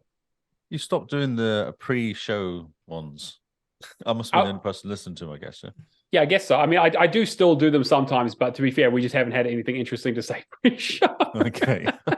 Unless you want me complaining about work, it's fine. Yeah, exactly. Yeah, to be fair, the reason I haven't done them recently is because we've been talking about stuff that I can't publish. I see. Okay, cool. But yeah, so I do occasionally put up Song of the Weeks when we do them, and then the before and after show conversations that we have occasionally. But given that we do the show pretty late at night, sometimes I just want to go and pass out. So apologies if anyone's missed them. But we do have a Patreon channel in the Discord for champs. So if you want to complain about something, that's the place to do it. I'll definitely see it. And because you guys give us money, I will clap like a barking seal. I do like the movie review things. I've actually, because I don't watch a lot of these movies until you review them. So I listen to the first bit, watch the movie, and then listen to the last bit. I was like, Cameron, you hear that? We need to get Lights, Camera, and Action back up and running again. I was thinking bad about computer it movies. We should watch the Prince Persia one. You've got a little pool of extra hosts. You could maybe do an extra show I'd love to with. join in. Yeah, I'd join in too if you want. That's true. I'd love to do it. Yeah. Let's do some more of it. Yeah. A heads up that I'm going to be my schedule is going to be a bit of a mess. I'm away next week, and then I'll be back the following week, and then I'm going to be away for my wedding for the next 3 weeks after that, potentially. Wait, so you're it's not going to be your wedding. Aren't you taking the gear with you? Obviously I'm taking my stuff with me, but I won't have my mic. That's the only problem. So it's like it'll be like I'm underwater. You buy him a mic and he can't even lug it with him. No, I know it's true. Sorry, it's true. Get given a mic. But that's going to bring us to the end of episode 82 of the Xbox Hall of Gamers podcast. A huge thank you to everyone. Time to do some shilling. Keo, where can people find you? Yeah, so you can find me on Twitch and Twitter at Keo Live at Home, and when I stream, you can find the VODs over on HTFG Play on YouTube. Fantastic. Cameron, what about you? Shadowless Edge and pretty much everything except for Twitch, which is Shadowless Edge _. This weekend I will be I do have one game that is going to be in the future game show case tomorrow night. Probably going to do an all-nighter for that, so feel free to jump in. We'll talk about some look, I know it's not Xbox. There's going to be some PC games. It's fine. Just come chill. Come celebrate games that we'll probably see come to consoles in the next 2 to 3 years. Woo! And Lee, what about you? I'm Lee Howard on most stuff like Twitter and Xbox. Lee Howard 25 on Twitch. Did a bunch of Diablo last weekend. And the podcast is the Xbox Cast, which you'll find by looking in all podcast places. We have a Discord, we have Twitter, we have YouTube, we have it all. So I managed to get the name for it as well, which is amazing. Are you sure? Highly recommend it. Definitely check it out. Lee Howard. Lee Howard 1. I got my Discord today. I got my Discord username today. It's Lee Howard. I'm still waiting to get my one. I don't know what the this morning. Yeah, I was quite impressed. Quick PSA, because I always use streamer mode to capture my audio and all that. If you have a Discord username coming up with the original letter ... it's because you're in streamer mode. All you need to do is exit out. It's a confidentiality kind of thing. Trying to block users' names. Makes sense. Because I got really confused why everybody's name was just going ... on me. ... And I'm just like, rename. This makes more sense. And if you want to find me, I'm Neomaster ... on everything. True Achievements, Xbox, and Discord. That's going to wrap up episode 82. We will catch you guys next time. See you later. Bye. Ciao.